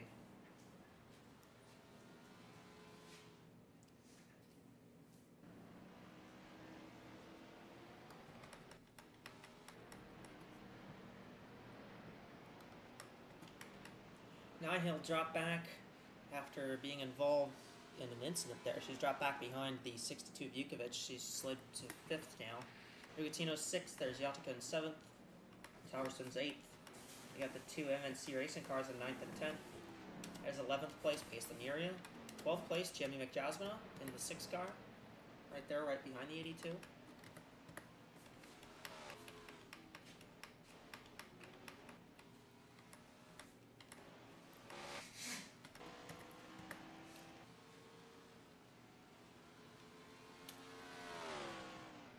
You know, something as well that we saw at Road America was the long runs. You know, that race went pretty long green. It didn't go entirely green. You know, there were 2 cautions around, sprinkled around the middle, but it was quite a strategy game at Road America. So far, this race, completely clean. Well, completely caution-free. I wouldn't say clean. Completely caution-free, and we've still seen that strategy game play out. So, you know, even with the lack of cautions to throw a wrench at things for a lot of these drivers, there's still been quite a bit of interesting strategy. See, Rigatino's gone by Nihil for the 5th spot.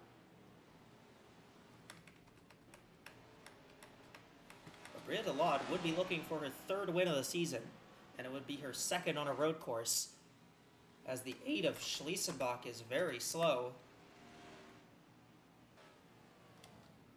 Yeah. Oh, she's slow. Very slow. That is clearly a problem of some sort. Yeah. Look a bit like a puncture, but might not be a puncture. Well, she's coming to the pit road now. Yeah. I think she might have been involved in something. Obviously, she was able to drive away.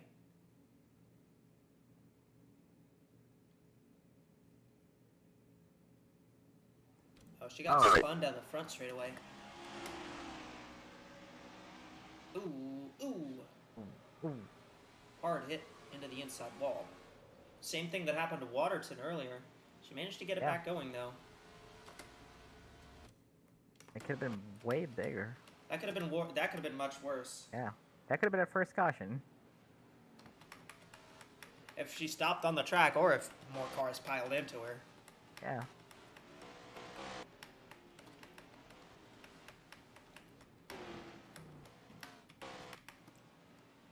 '93's come down pit road.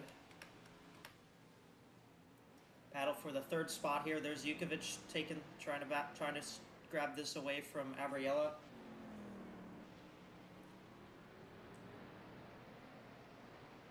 Yeah, that's right for Jukovic now.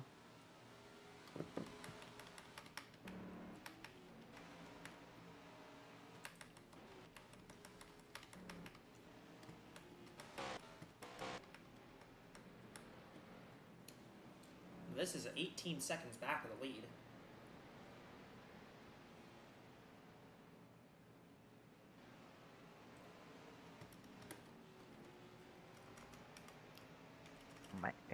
Might have a little fun fight for V3. Now I'm very curious because, you know, now we're in that window where, you know, you can make it to the end from here on fuel. Yeah. So, you know, this is where the strategy is going to be really interesting. Oh, someone's very wide 96, very wide. Dr. Altada. Yeah, we're in the window now. You know, you can go fairly long. You know, you can go a lot longer than I think a lot of these cars are going to end up going, just because.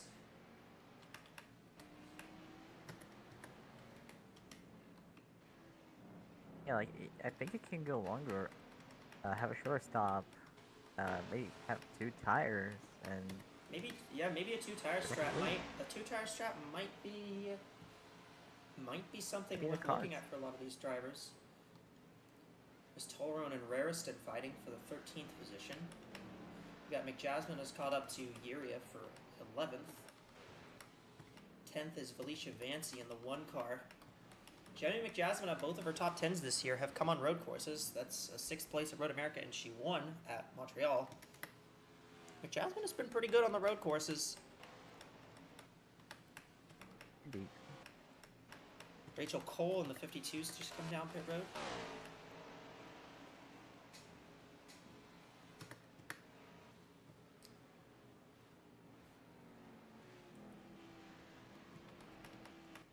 Five's kind of gotten held up a little bit in the traffic.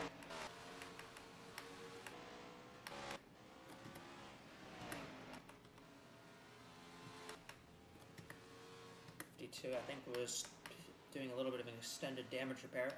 Rogatino making a move here on Abriella. 4th spot. There's Yatica going around Nihil for 6th. Might see Talberson try and dive bomb for a spot there as well. I think that damage has really hurt the 64. Yeah. This was very, very slow. I think she had a car that might have been on par with the 55 pace-wise before the incident, but After that incident, she just took enough damage to just hurt her pace. 6 is up to 11th. 64 went way wide. That's actually gonna... Now the 39's gonna try and dive to the inside on the 64 here.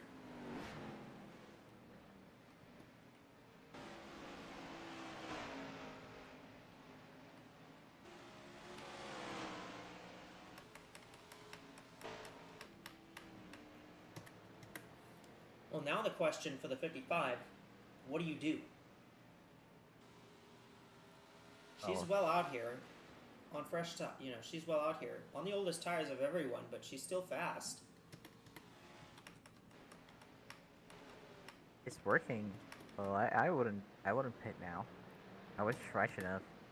I always stretch those tires to As the far as you point. can. Yeah, as far as you can. So you can, so Crucci can think about a two tire stop instead of a 4 tire stop. Well, I think she's only got about 5 to 7 laps of fuel left.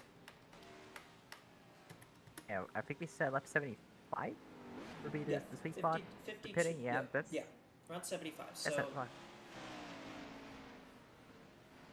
Yeah, that's now. she's staying out for now. Yeah.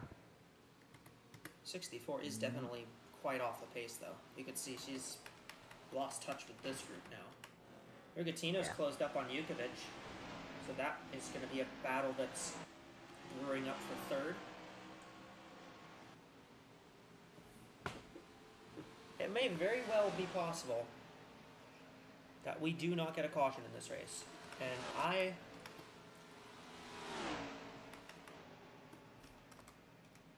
well, all I could say is I would be ecstatic to see that. That would be something.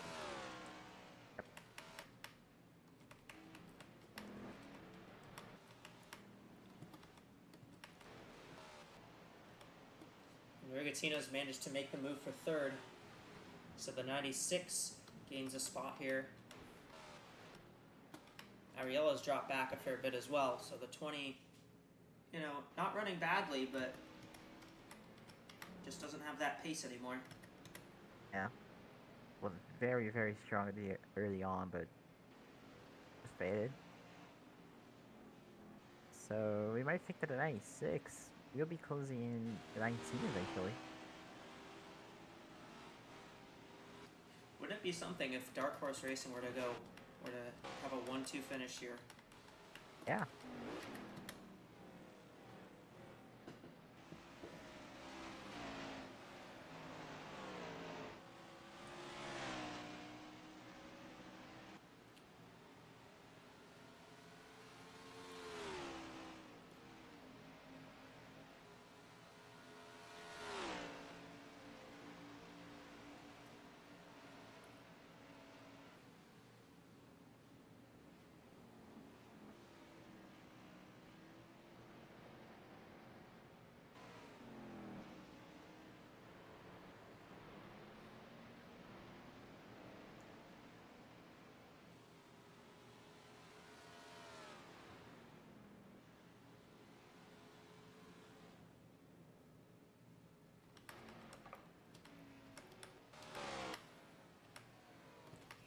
There's Delod. Yeah, 14 seconds this last lap. Yeah, she's up to 13 seconds out in front of her Yeah. Handstrom. There's Actually, it was Rugatina, a pretty comfortable grab. Yukovic, there's Yatica, there's Talverson, Ariella, Nihale. It's a pretty long ways back to the next car.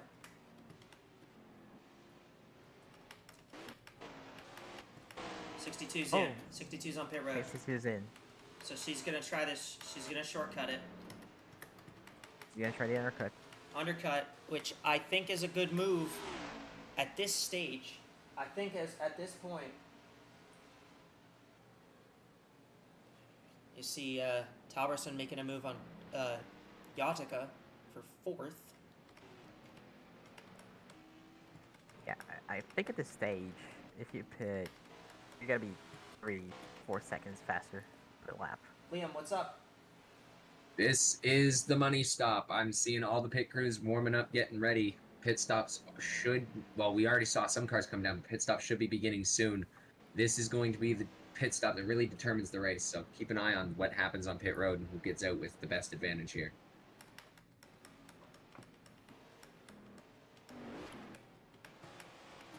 Lod out front. She fights with this lap car.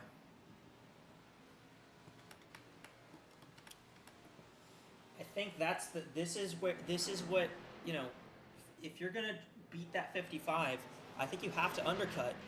Oh, the 96 just hooked herself into the Oh. wall. And Off of the bumper of the 10 car in Peraltada. They're both gonna keep lots of going. cars are in.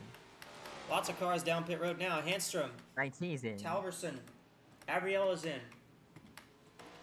But Delod's staying out still. Hey, what happened to the 96?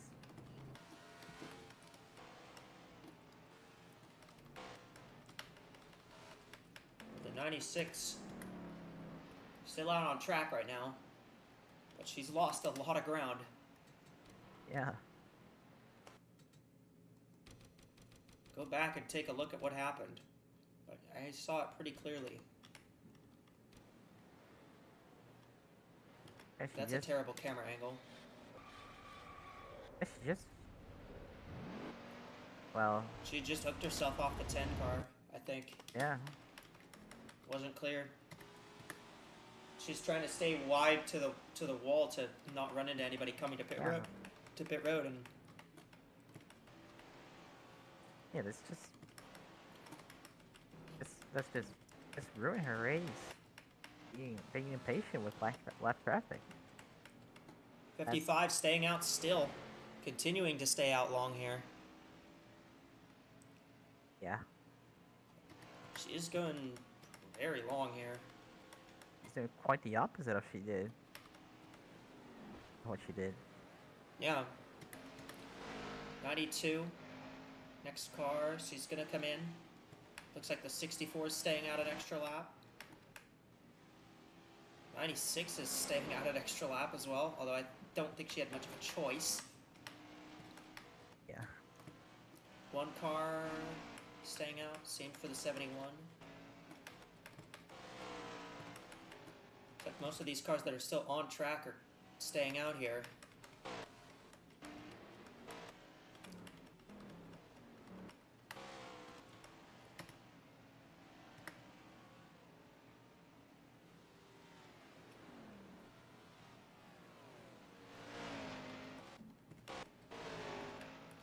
There's the 19.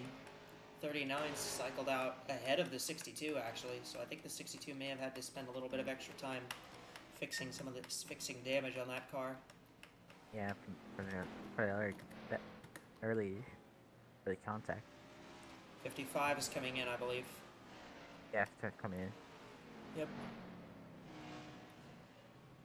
She took it 2 extra laps and then has come down pit road. Yeah, 19 was a minute behind that lap.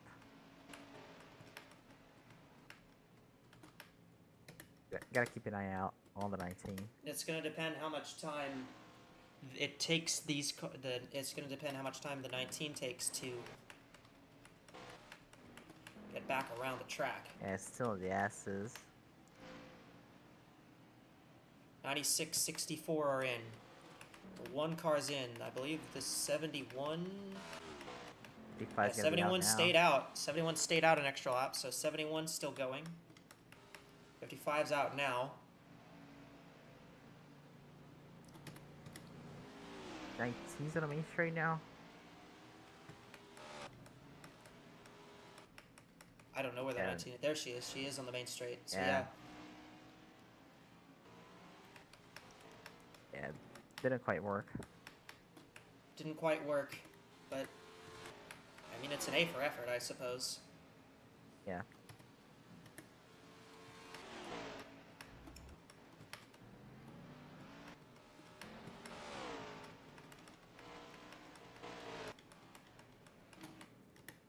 Well, now the 71's pretty much. I think the 71 and the 26, the 15, still out there. I think those three, the 27 as well. Those three, I believe, are all the last remaining cars Yeah. that haven't come in. I think the So 71's everyone in this coming time. in this lap. So now it waits to be seen what the 26 will do. 55 is actually ahead of the 26.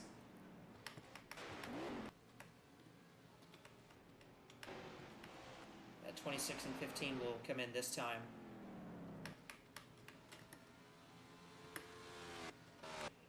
To the surprise of pretty much nobody, and that will leave Rita Laud out front as the race leader.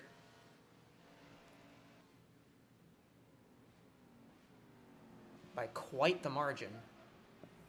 Yes, 9 15 seconds. stayed out. 15 stayed out. 9 seconds. So Handstrom did gain. She did gain a good bit of time on the Laud, but nowhere Behind near enough. 91. And she's losing time with lap traffic again.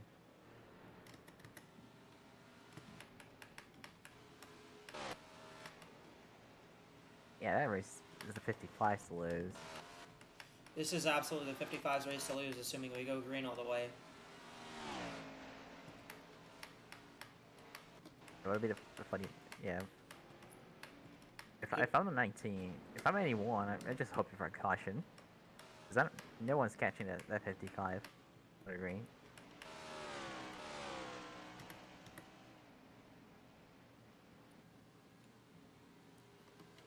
Tolarone's still out here.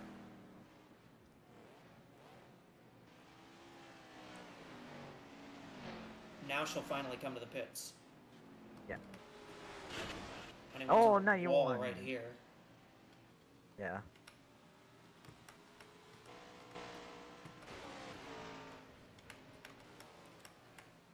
Not of any real consequence. I believe Garnston is also on this long strategy as well. Yep. She's actually kind of been forced out here. Yeah. Didn't hit the wall. Yeah. 22 just went off behind.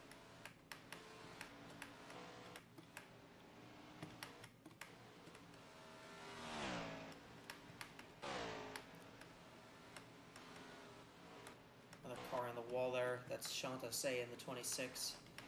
Might just be cold tires kind of messing with her.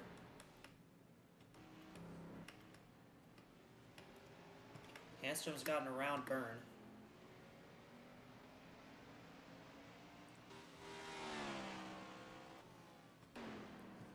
We've gone caution-free so far here through 82 laps here at Mexico City. And it's been quite the interesting strategy game so far in this one. Rita Laud out front by about 9 seconds over Arlen Handstrom. Two drivers who've already won at road courses this year. Third place, Lily Talberson, who won back at Pocono. Fourth place, there's Michele Yatica, who has not really had a season to remember. Daytona 500 winner Halis Jukovic in 5th. 6th is Angeli Rigatino, winner back at Calder Park. Abby Little, winner last week in Michigan. Jocelyn Nihil, the points leader, sits in 8th. You got Gabi Gabriella and Nietzsche Garnston that round out the top 10 right now. 27 still continues to not be able to make it down to the down into pit road.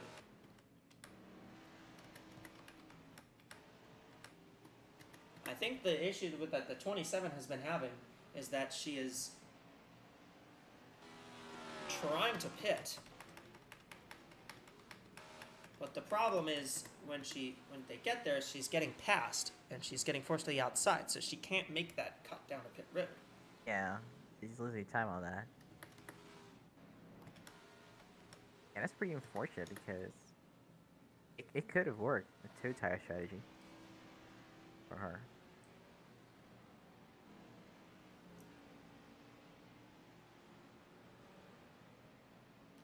Jeremy McJasmine right now, once the 27 comes in, would cycle to 10th.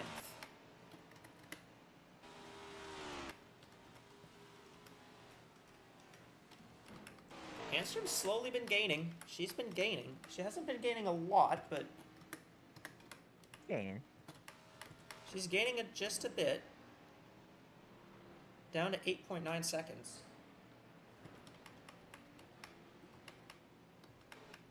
'92 is well back in the 39, but Talberson, well, this 39 is not even really close to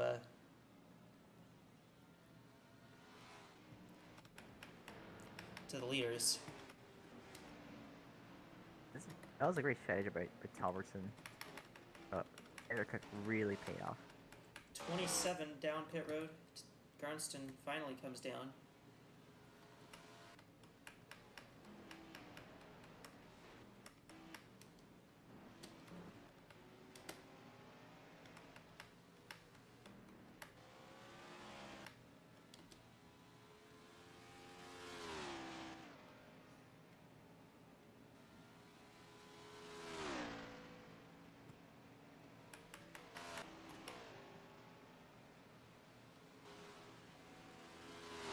Gap closed again. That time it closed a lot, though. 8.3 now.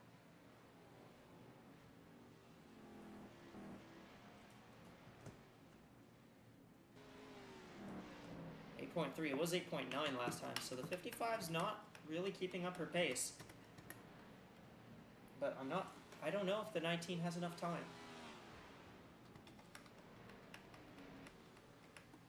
.71. We're 15 to go. Less 14 to go, sorry. Need Case to gain a lot.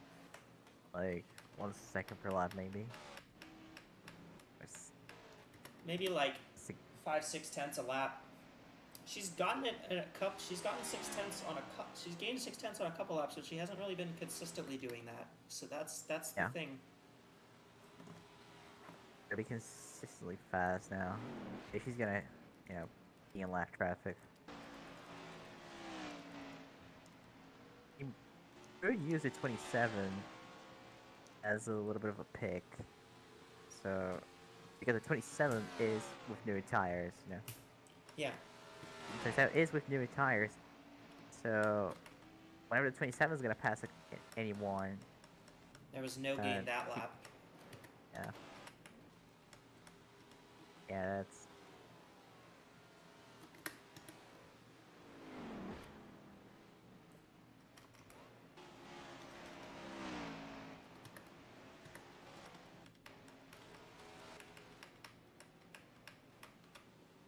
Still no real... we have not had a incident that has caused a yellow flag yet. And I'm not trying to commentators jinx it, but a late restart would be kind of interesting here. Because that would bunch up everybody, plus all the lap cars in between the 19 and the 55 wouldn't be a factor because they'd be waved around.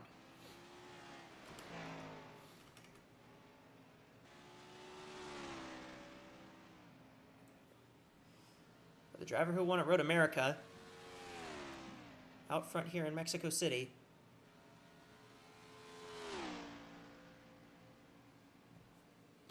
The Norwegian in second and the Canadian in third. Good aids to the wall up ahead of them. Finnish driver in fourth and the Croatian in fifth. So, international slate of drivers, as we've come to expect on these road courses.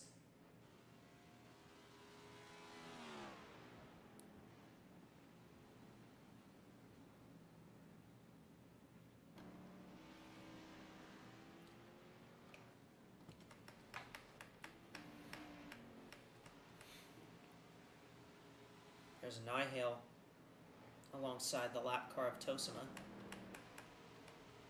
We may have a fight for 10th here soon as well, because Rariston is closed up on McJasmina. Yapi Malixon is 12th. There's Paisaniria in 13th. I mean, as well, this is going to be interesting for that points lead fight as well, because Nihale is the highest of those top three in points.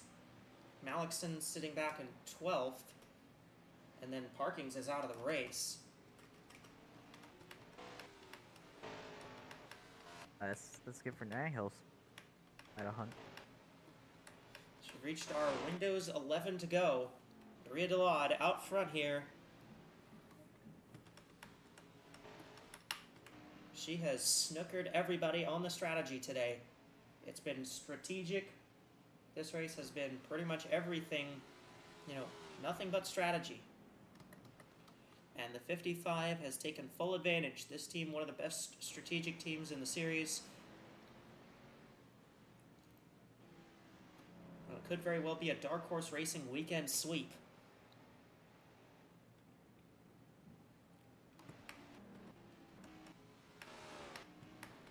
And the 19 is buried in lap traffic. Yeah, 19's pretty well stuck now. And with older tires, just not gonna. I think she needs a caution. Yeah. I mean, everyone would love to see a caution right now. Everyone but the 55. Oh yeah, a caution would absolutely ruin the 55's game plan here.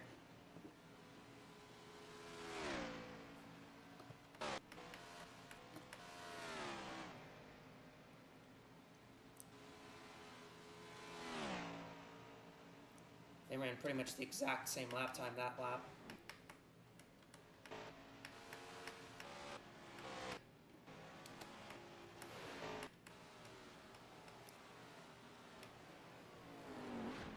Fight for 10th is still pretty close to happening. There's Paisaniria, and she's moved up to 12th past Malixon. Vancy's back in 14th. Yanaga 15th. Dira Reister sitting 16th, so it looks like that for the 17, the lack of top 10s will continue.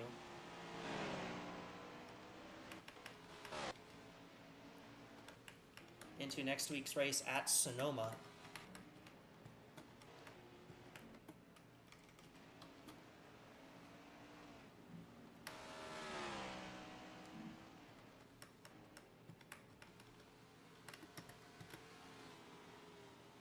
For Handstrom, it's a good day. Still a good day for Handstrom. She's in that, towards the top end of the point standings, looking towards the points lead.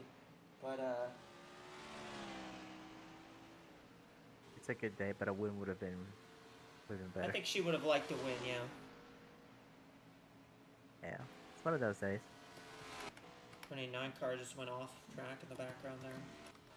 Yeah, the 19's losing time again now, so. 55's caught up to the 52 here, Rachel Cole.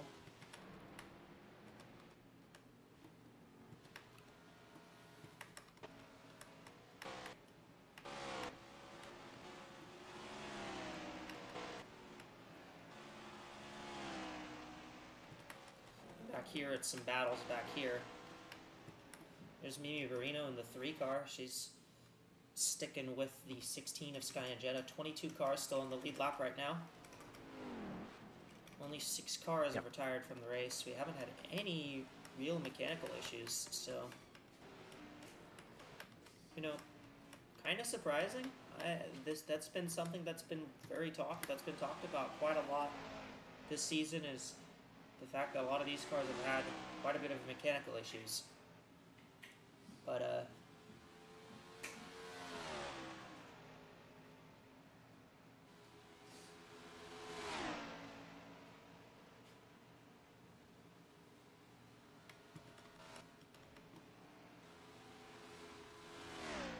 so far, nothing has reared its head in this one.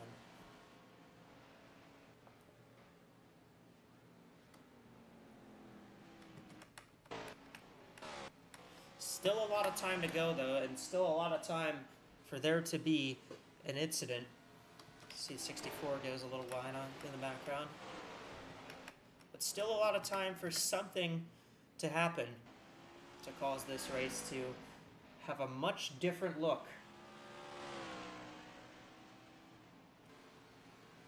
Yeah, there's still time, but not wanting to jinx it, but I don't think it will happen. They're gonna have a caution-free race.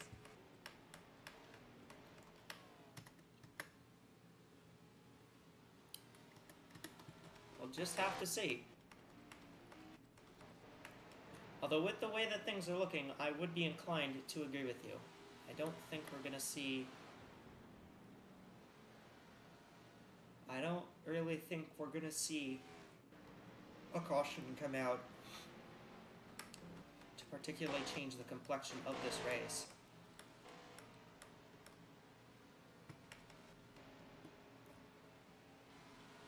It's pretty much just the run to the line now. Yep.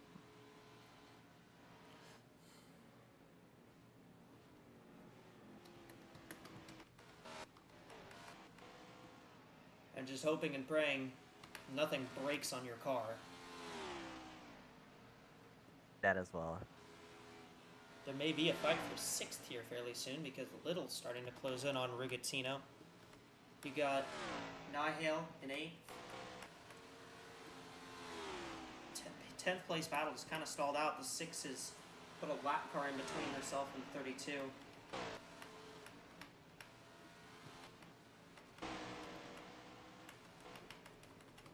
A fair bit of side-by-side, but it's not really between any cars that are fighting for position.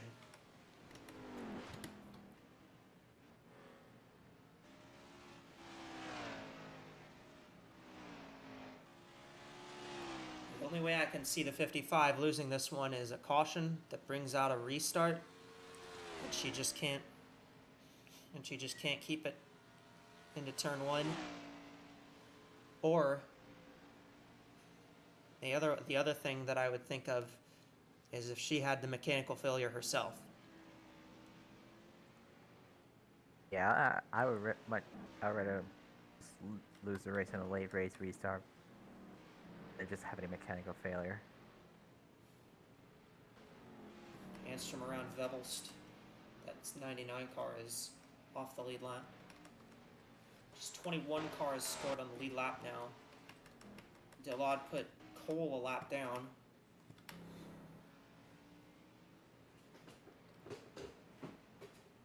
We're just starting to get to the point where a caution wouldn't come out. Getting pretty close. With 2 laps to go, there would be no more cautions, regardless of if anything happens.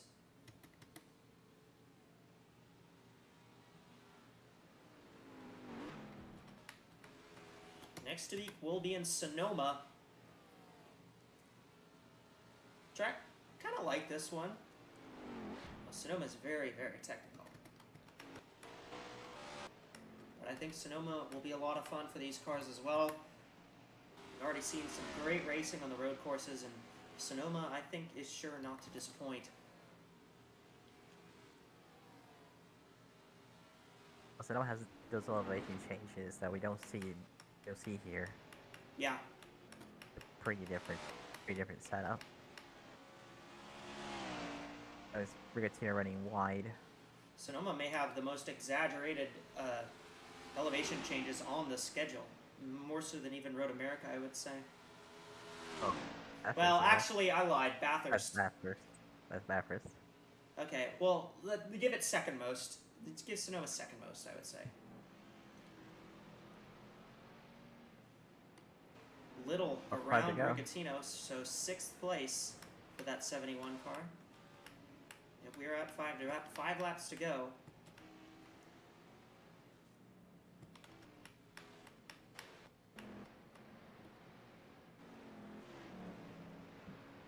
.32 is trying to get around this 10 car. We will get 82 around the starting 10. to close in on these two as well. The battle for P10 is on. It's Yeah, back we may on. have a battle for we may have a battle for 10th after all, and it might actually include multiple cars if the 82 is able to get through.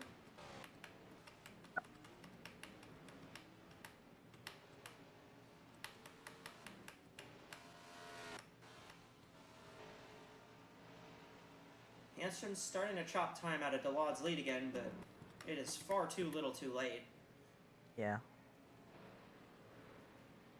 4 laps to go for Bria Delad, and she just needs to hang on. She just needs to keep it smooth.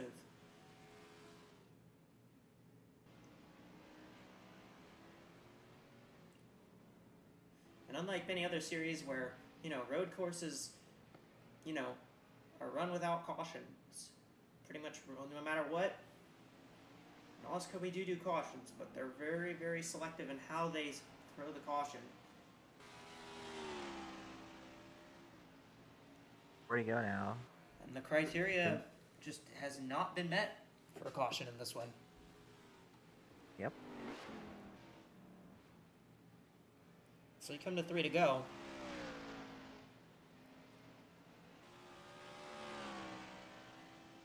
We've officially reached that point where a caution wouldn't come out no matter what now. So for Bria Delad, just needs to hang on to the car.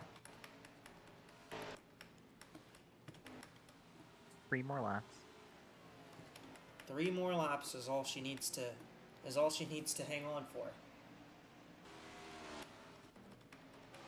And Delad would be looking at her 3rd win of 2025 in the AWSCO Windows Cup Series. She's surely got to rocket herself up there as a championship favorite as well.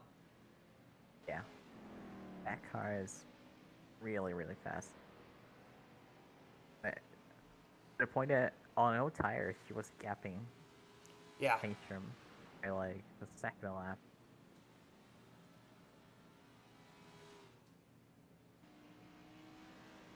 That second save was perfect.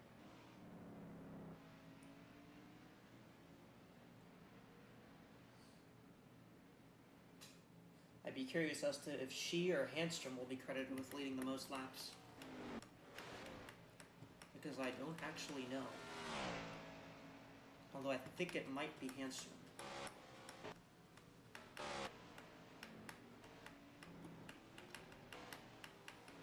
Either way, she's taken 2 to go now. Just 2 more laps. And They the gap actually is ran kind of the almost. same. They actually ran. The 19th lap was 2 thousandths of a second faster. Yeah. She gained literally such a small amount that it can't even be seen on the on timing and scoring from this view. Got Malixon going a little wide there. That's going to let Vancy try and take this 13th position. Jasmine is pretty well driven away for 10th though. And this 6 car, I mean, this is the one. I mean, McJasmine has struggled to get top 10 finishes this season as well, but all 3 of them this year, both of them so far this year have been on road courses, and she's looking at a 3rd here. If she can hang on for just a lap and a half longer. But Bria Delad will take the white flag from Mexico City. Well, that's the race right here. 1 lap to go for Delod. Let's hold on for one more lap. Anshem that time did cut about 2/10 into the gap. Obviously, it's not even close enough. Third place has gotten a bit kind of close here towards the end. There's Talberson and Yatica. You got Jukovic back there in 5th. Abby Little sitting 6th, Rugatino 7th. And Yates come down pit road. I think she might not have had enough fuel to make it to the end. 64. But Bria Delod. Pretty S's. She's been one of the better drivers on the road courses this year. Gonna make her her way up through the field quite a bit for through this race. She had the fastest lap for a while. Doesn't have that now. It's Teresi Toleron, but she's got a clear track in front of her.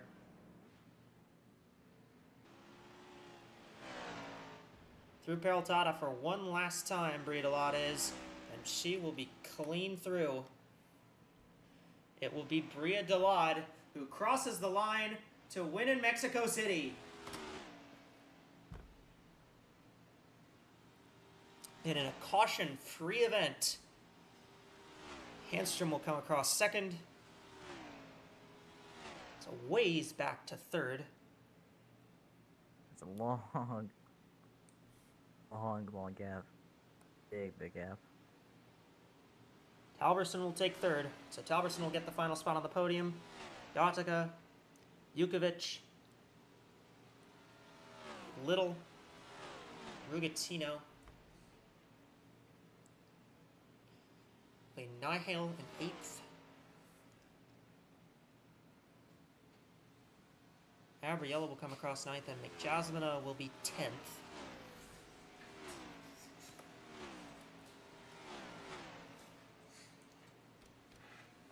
And Delod, first driver this year to reach 3 wins, and 2 of those have come at the road courses at Road America and in Mexico City.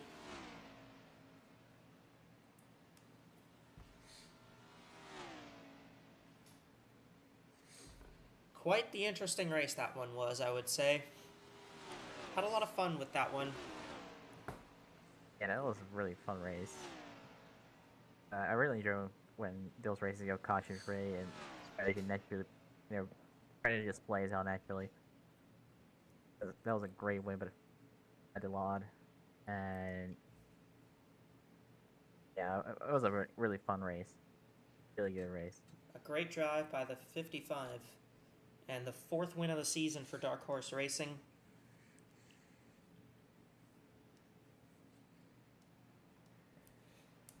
And Delod, obviously now the first driver to reach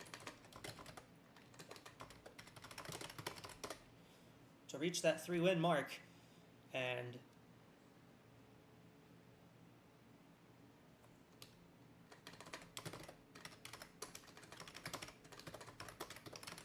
just a very impressive performance for Delod on this one.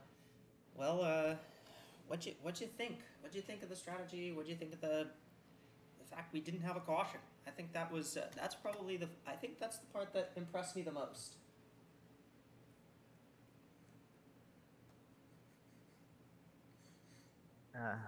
Well, it was really. I think this race was really strategical. I really enjoyed that we had no caution. I think the strategy played out.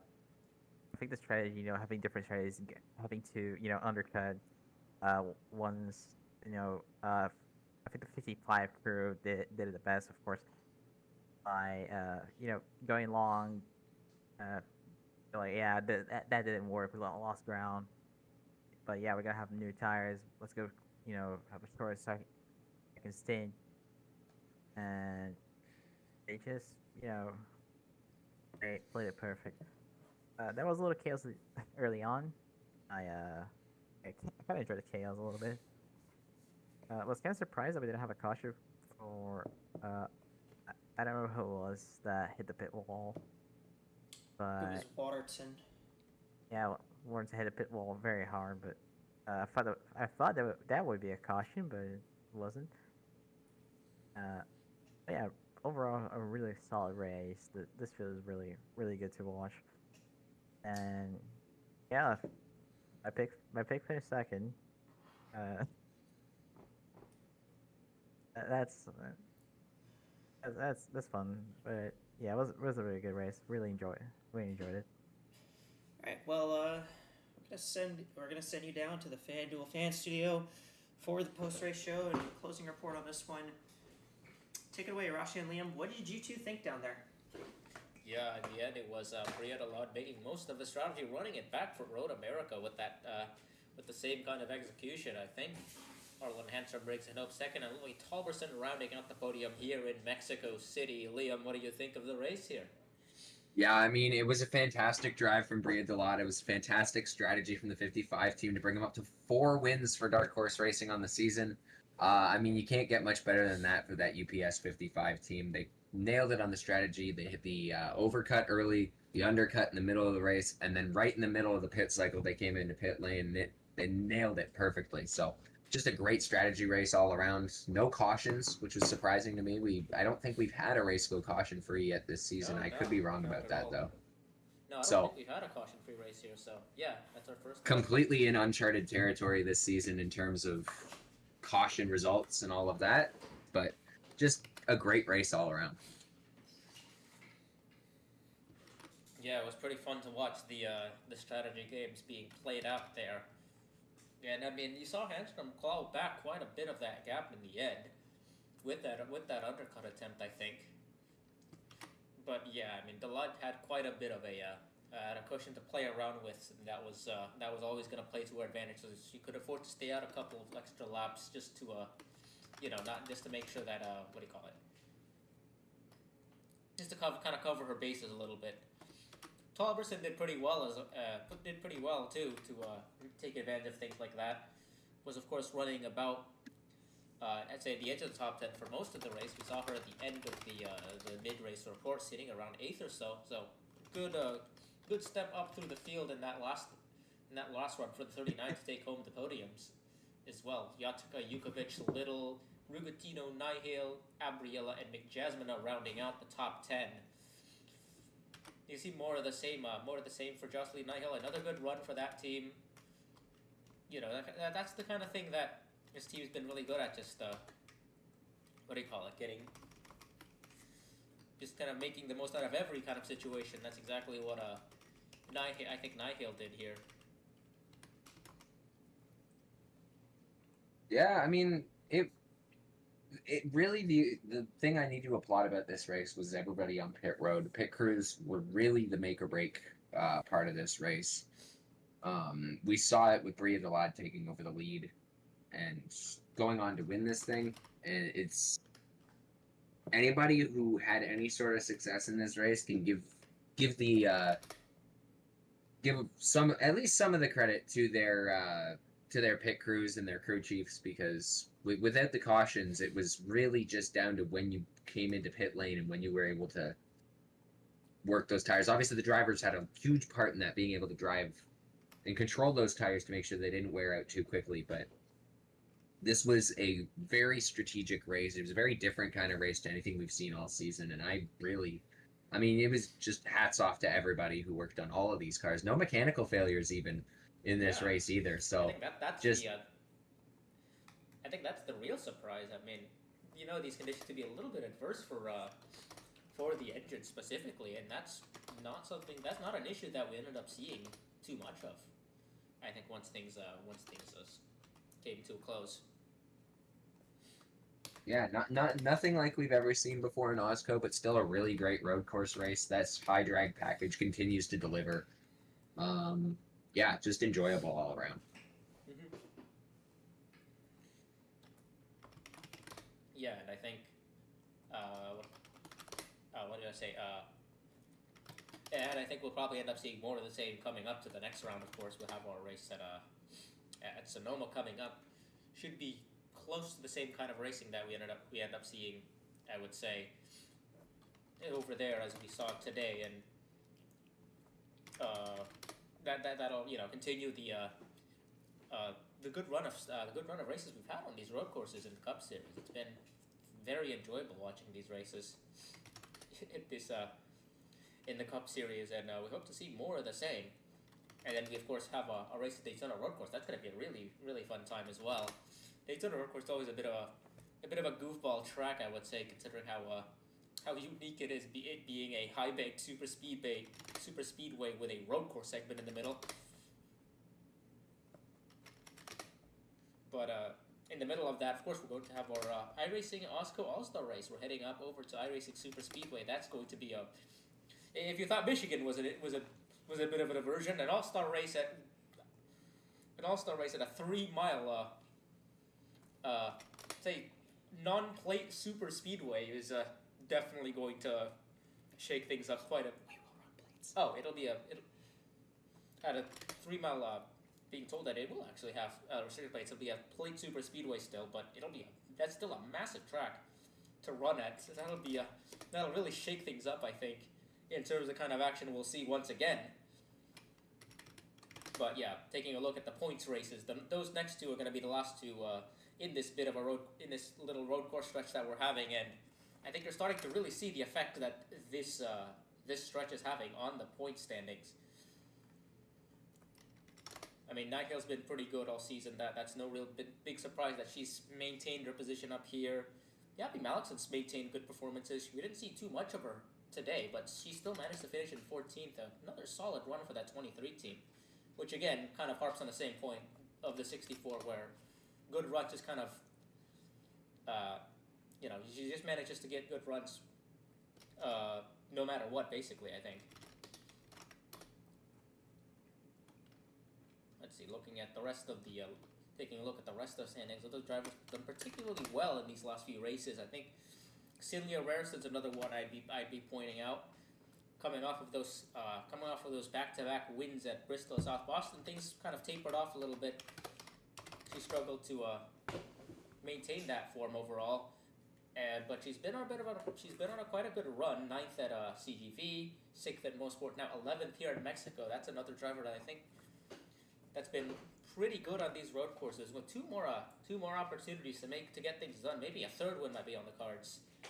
And one more look now at the cut line battle. Nihil and Malixon, of course, well clear of the cut line. Parkings takes a dip a little bit, dropping down to 6th in the overall standings. Garston and Yonaga now make up the final 2 spots on points. No new winners this time around will definitely help things out for the 72, given that we still have plenty of racing left to go until the end of the regular season. I think the idea that everyone in the playoffs will be getting in on wins, either on wins or as the regular season champion, I think that's still definitely on the cards, I think. Yeah. I mean, looking at the cut line right now, you'd think Yenfi Yanag is in the danger zone right now. 2 cars below are both, 11 back of the cut line with Harina and Audie Stoneman, but we still got plenty of racing to go. This entire cut line grid could completely change in 3 races time. So it's still completely up in the air on who those last cars to make the playoffs are going to be. Oh yeah, definitely. Assuming we have no winners, it'll be a very interesting points battle. Sky and Jetta being only 21 back despite missing a race is another one to point out. That's a car that's performed, I think, at a level that should get her in the playoffs if it worked for that. But at the same time, right now, it is definitely starting to look like, that getting a win is going to be the most integral part of making her way into the playoffs here. If things stand, unless you're either Nihil or Malixon, and maybe Janet Parkings, I think. Yeah, I mean, Sky and Jetta, looking at it right now, missing 2 races, she's in a position where I think she can still make the playoffs. I think she's still going to be able to fight it out in points, but getting that win is going to be crucial in the case that something goes wrong. She doesn't end up getting enough points to make it in. That win is an insurance policy that'll lock you into the playoffs no matter what. So even if you're 21 points back without 2 races compared to everybody else in the field, you still want to get that win because that's going to lock you into the playoffs for sure. Yeah, a lot of these drivers have come pretty close to wins already. I mean, Yatka has plenty of top fives. I think Harina obviously had that battle with Velost at Las Vegas. I think only Stoneman finished second at Calder Park. There's gonna be quite a few questions about the win by. There's still quite a few questions to be asked about the win by the 96 there, but in the end, she managed to keep her. She was able to keep that win and credit. What do you call it? Eligibility for a playoffs with that win. More importantly, right now the 96 sitting in 9th in points, while Stoneman sits in 16th. Yataka's been pretty good on form lately with four top tens going all the way back to Kentucky. So 4 top tens in 6 races. That's a driver that might be one to look out for. She's been a pretty decent package in the last month or two. That might be a driver to look out for if you're one of those drivers that are just above the cut line right now as a real threat to kind of steal a playoff spot right now. Yeah, I mean, coming up next, we got Sonoma Raceway, another sort of unique road course. A lot of sweeping corners, but it's uphill and downhill about 90% of the track. So it'll be interesting to see the drivers tackle those elevation changes. Very different from the elevation changes they experience coming to Mexico City, of course. But just going up and down the hills of Sonoma, it's a really great racetrack. Always makes for great stock car racing. So that'll be really interesting to see who wins that. Could be one of our, road course regulars, or we could see a new winner. Anything can happen here in AWSCO. We've seen it happen in Cup. Yeah. Some of the drivers that we were looking at the start of this race didn't end up finishing that well. So anything can happen here, and I think Sonoma's going to be one of those tracks to look at when it comes to, maybe having an upset winner at one of these road course races. Yeah, Sonoma oftentimes rewards drivers that are the best at road courses, but that's not always the case. I think Sonoma is one of those tracks where, an upset winner or maybe a non-traditional winner on a road course, I would say, is one to look out for as well. We've seen plenty of times where both road course regulars and newcomers alike do pretty well at that track. It is just kind of its own kind of weird challenge, I'd say, and it'll be interesting to see how the teams stack up at that track coming up. And then, of course, Daytona road course, the points race after that is going to be even more of a wild card, I think. Yeah, for sure. Anything else you wanna bring up before we throw it back to the booth? Not particularly. I think we've gone over most of the points that we needed to talk about in this race now. So yeah, congratulations to Bria DeLone on another excellent strategy. Another excellent strategy win here at Mexico City, and with that, we'll take things back to Echo for the closing of the broadcast. Yeah, and a great race here from Mexico City. Bria DeLone takes the checkered flag for her 3rd win of the season. 3rd win in 19 races. First driver to reach that 3-win mark this season. We'll be back next week. Next week it's Evergreen Speedway in the Continental Series. The 5/8 of a mile short track will be a very fun event to see there. And then we'll be road course racing once again in the Cup Series at Sonoma. And then probably at some point during that week as well, we'll have the All-Star race from the iRacing Super Speedway in Palmer, Massachusetts. So we hope that you all will enjoy. Hope you all will all enjoy that, and we hope you enjoyed the race today. On behalf of Rasha, Emmy, and Liam, thank you all so much for joining me today here at